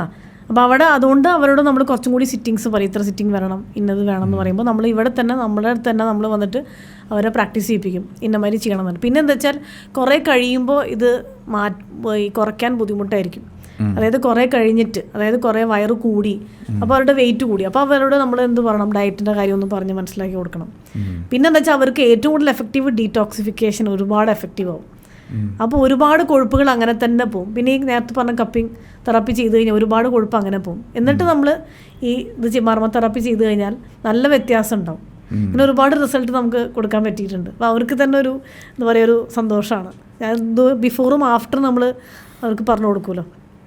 അപ്പോൾ ശരിക്കും നമ്മുടെ കർവേച്ചറും നമ്മുടെ ഈ വെയിറ്റ് നല്ലൊരു വ്യത്യാസമുണ്ട്. അത് അവർക്ക് തന്നെ ശരിക്കും നമ്മൾ അവരെ കൊണ്ട് നേരെ നിർത്തിപ്പിച്ചിട്ട് എന്നിട്ട് നമ്മളൊന്ന് വിടുമ്പോൾ, അതായത് നമ്മൾ അവരെ സ്പൈനൽ കോഡൊന്ന് പിടിക്കും. എന്നിട്ട് അവർ വിടുമ്പോൾ തന്നെ അവർ ഓട്ടോമാറ്റിക്കലി റോങ് പൊസിഷനിൽ പോകുമ്പോൾ ഞാൻ ഇത്രയും കാലം ഇങ്ങനെയാണ് നിന്നിരുന്നത് എന്നൊരു തോന്നൽ.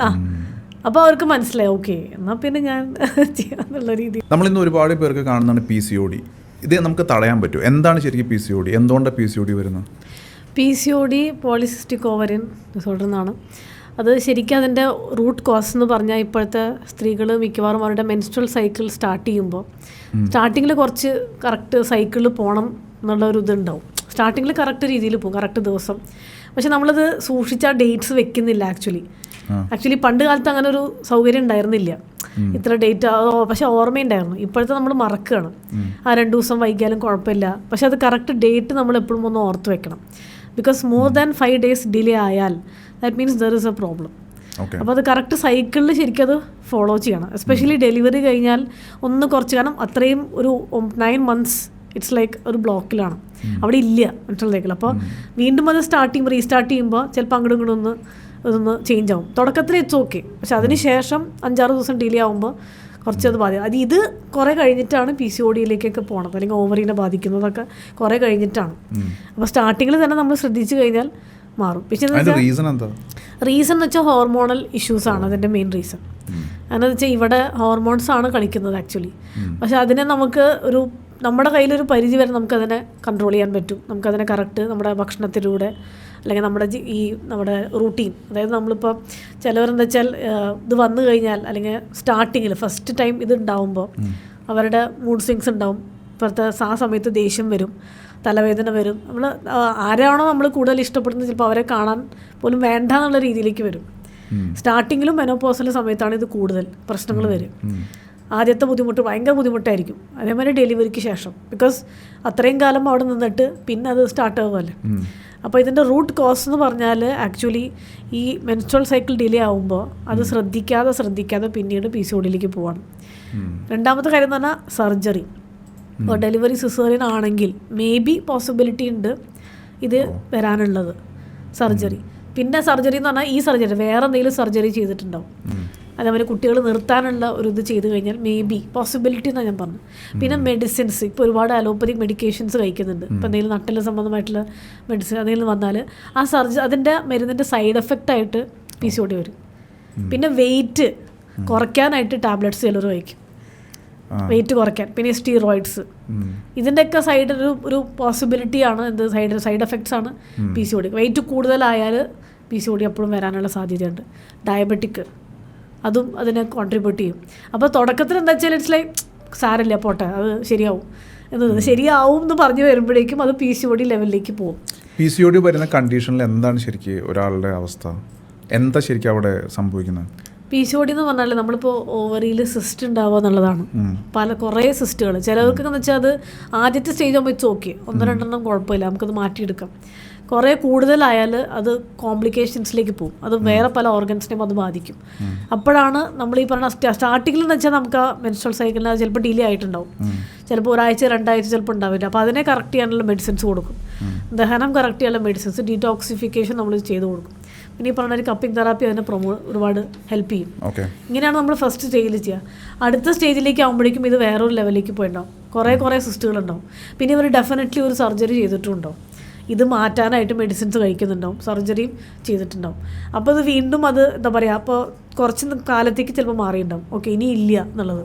ഈ കിഡ്നി സ്റ്റോണൊക്കെ ആദ്യത്തെ സ്റ്റേജ് ചിലപ്പോൾ സർജറി ചെയ്തിട്ടുണ്ടാവും, പക്ഷേ ഇനി മാറിയിട്ടുണ്ടാവും, പക്ഷേ ഇറ്റ് വിൽ കം അഗൈൻ. കാരണം മെഡിസിനെയാണ് ഡിപ്പെൻഡ് ചെയ്തിരിക്കുന്നത്, ആ മെഡിസിൻ നിർത്തി കഴിഞ്ഞാൽ വീണ്ടും വരും. അപ്പോൾ അതിനെ നമ്മൾ മാറ്റണമെങ്കിൽ കുറച്ച് കാലം മെഡിസിൻസ് ഉള്ളിലേക്ക് കഴിച്ച് ഈ പറയുന്ന കപ്പിംഗ് തെറാപ്പി ചെയ്ത് അതിലൂടെ നമുക്കത് മാറ്റിയെടുക്കാൻ സാധിക്കും. പക്ഷേ അതിൻ്റെ സിവിയറിറ്റി അനുസരിച്ച് ഇറ്റ് വിൽ ടേക്ക് ടൈം. ഇപ്പോൾ സ്റ്റാർട്ടിങ് സ്റ്റേജ് ആണെങ്കിൽ പെട്ടെന്ന് മാറും, കുറച്ച് കഴിഞ്ഞിട്ടാണെങ്കിൽ 3rd ലെവലൊക്കെ ആകുമ്പോൾ കുറച്ച് ടൈം എടുക്കും മാറാൻ. പിന്നെ നമ്മുടെ ഈ പറഞ്ഞ എക്സസൈസ് എക്സസൈസ് നമ്മൾ പറഞ്ഞു കൊടുക്കും അവർക്ക്. നമ്മുടെ ഈ അടിഭാഗത്ത് കുറച്ചും കൂടി സ്ട്രെങ്ത് കിട്ടാൻ വേണ്ടിയിട്ടുള്ള എക്സസൈസ് നമ്മൾ പറഞ്ഞു കൊടുക്കും. എന്നുവെച്ചാൽ സ്ത്രീകൾക്ക് പ്രത്യേകിച്ച് എന്നുവെച്ചാൽ അവരവരുടെ ഈ കിച്ചൻ്റെ പണികളും ഇതെല്ലാം കഴിഞ്ഞ് വരുമ്പോഴേക്കും ഒരുവിധം രാത്രിയാവും. അപ്പോൾ അവർക്ക് നമ്മൾ എക്സസൈസുകൾ പറഞ്ഞു കൊടുക്കും, പലതരത്തിലുള്ള യോഗയും ഒക്കെ ഹെൽപ്ഫുള്ളാണ്. അപ്പോൾ അങ്ങനെ ചെയ്യുമ്പോൾ ഇപ്പോൾ പലരും എന്താ വെച്ചാൽ നമ്മൾ ചെയ്യുന്ന ഡെയിലി റൂട്ടീൻ എക്സസൈസ് ആണെന്ന് ചിലർ പറയും, ഞാൻ ഇന്നത് ചെയ്തു പക്ഷെ അതല്ല, അത് വേറെ എക്സസൈസ് വേറെ. അപ്പോൾ അങ്ങനെ ചെയ്യുമ്പോൾ നല്ല വ്യത്യാസം റിസൾട്ട് കിട്ടും നമുക്ക്. PCODക്കൊക്കെ നല്ല റിസൾട്ടാണ്.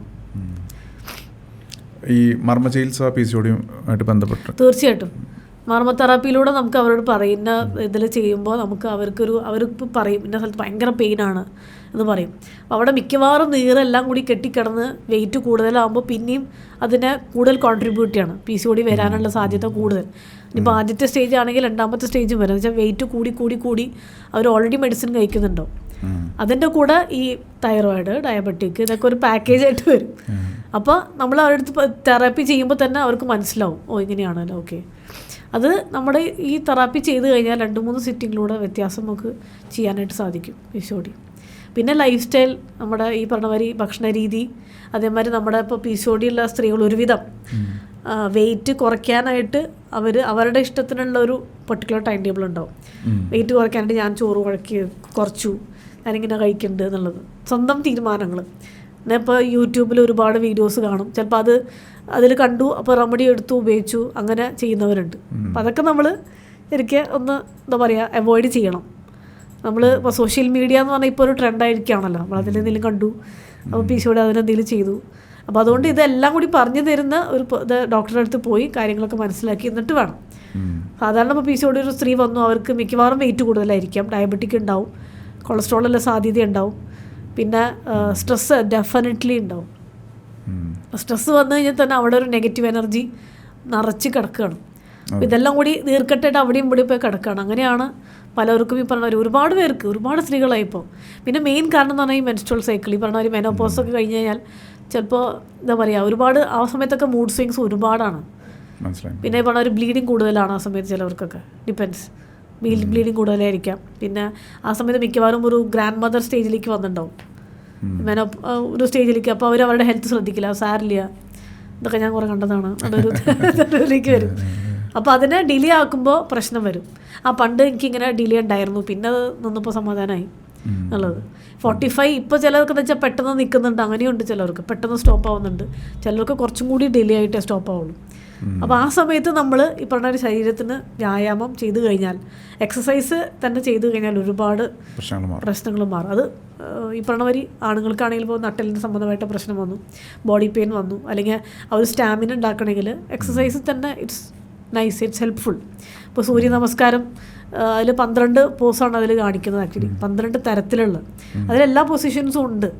അപ്പോൾ അതുകൊണ്ട് ചിലർ പറയാറുണ്ട് ഇതും ചെയ്താൽ നല്ലതാണെന്നുള്ളത്. ഏർലി മോർണിംഗ് നല്ലതല്ലേ? തീർച്ചയായിട്ടും നല്ലതാണ്. എത്ര റൗണ്ട് ചെയ്യണം ശരിക്ക്? ഒരു 12 to 20 ടൈംസ് എന്നുള്ളതാണ് ആക്ച്വലി ചെയ്യേണ്ടത്. പക്ഷെ അതിൽ കറക്റ്റ് രീതി വേണമെങ്കിൽ അതിൻ്റെ പെർട്ടിക്കുലർ ഓരോ പോസിൽ ചെയ്യുമ്പോഴും മന്ത്രങ്ങളുണ്ട് ആക്ച്വലി, ഡിപ്പെൻസ്. പിന്നെ ഞാൻ അവരോട് പറയുന്നത് നിങ്ങൾ ഡെയിലി ചെയ്യാനായിട്ട് ആദ്യം ഒരു റൂട്ടീൻ വരട്ടെ, എന്നിട്ട് നമുക്ക് അടുത്ത സ്റ്റേജിലേക്ക് പോവാം. അത് ഡെയിലി ഒരു ബിറ്റ്വീൻ 4 to 6 അതാണ് കറക്റ്റ് സമയം, ഇത് ചെയ്യേണ്ട ഒരു സമയം എന്ന് പറയുന്നത്. സൂര്യൻ ഉദിച്ചു വരുന്ന ടൈമിലാണ് നമ്മളിത് ചെയ്യേണ്ടത്. എന്ന് വെച്ചാൽ ആ ബിറ്റ്വീൻ 4 to 6 ആണ് നമ്മുടെ യൂണിവേഴ്സിൻ്റെ ഒരു മാഗ്നറ്റിക് എനർജി സ്ട്രോങ്. ഈ ഒരു ടൈമിന് മുന്നേ ബോഡി, ഐ മീൻ നമ്മൾ ടോയ്ലറ്റിലൊക്കെ പോയിട്ട് കുളിച്ച് ഫ്രഷ് ആയിട്ടല്ല അങ്ങനെയല്ല ചെയ്യുന്നത്, കണ്ണടച്ച് ഉറക്കത്തിന് ഡെഫിനറ്റ്ലി അല്ല. നമ്മൾ കാരണം പല ആൾക്കാരും ഞാൻ യോഗ ട്രെയിനിങ്സ് ഇങ്ങനെ സൂമിലൊക്കെ നടക്കുമ്പോൾ കാണാറുണ്ട്, ഉറക്കത്തിന് എന്നിട്ട് നേരെ കണ്ണൊക്കെ കഴുകിയിട്ട് വന്നിട്ട് യോഗ സ്റ്റാർട്ട് ചെയ്യും. ഇല്ല, ഇതെല്ലാം കഴിഞ്ഞിട്ട് ചെയ്യാന്നുള്ളതാണ്. അപ്പോൾ ഈ സമയത്താണ് യൂണിവേഴ്സൽ ആ എനർജി ഭയങ്കര സ്ട്രോങ്ങസ്റ്റ് ടൈം. അതുകൊണ്ടാണ് പണ്ട് കാലത്ത് പറയുന്നത് നേരത്തെ എണീറ്റ് പഠിക്കുക. ആ സമയത്ത് മൈൻഡ് ഫുള്ളി ബ്ലാങ്കാണ്, എംപ്റ്റി. അപ്പോൾ ആ മൈൻഡിൽ നമ്മൾ എന്ത് പഠിച്ചാലും എന്തെങ്കിലും വായിച്ചാലും അത് മൈൻഡിൽ കിടക്കും. ഇപ്പോൾ രാവിലെ നമ്മൾ എണീറ്റിട്ട് നമ്മൾ പറയണം, ഇന്നത്തെ ദിവസം അടിപൊളിയായിരിക്കും എന്നുള്ളത്.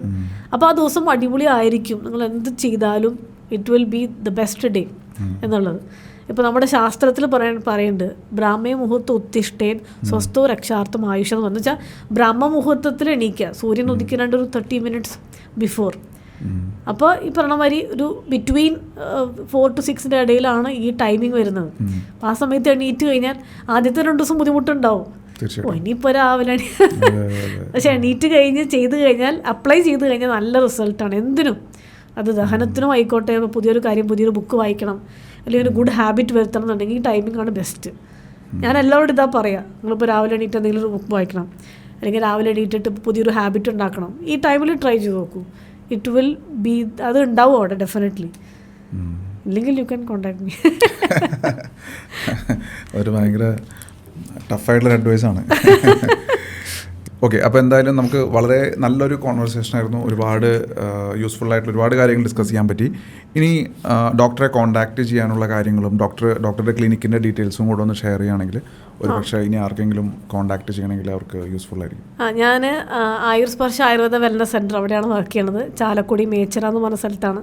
അവിടെയാണ് ഞങ്ങളുടെ ക്ലിനിക്ക് ഉള്ളത്. അപ്പോൾ അവിടെ ഈ പറഞ്ഞ മാതിരി നട്ടിൽ സംബന്ധമായിട്ടുള്ള പ്രശ്നങ്ങൾക്കും അതേമാതിരി തലവേദന, മൈഗ്രെയിൻ, ഇങ്ങനെ ഒരുപാട് പ്രശ്നങ്ങൾക്കും നമ്മൾ തെറാപ്പി കൊടുക്കുന്നത്.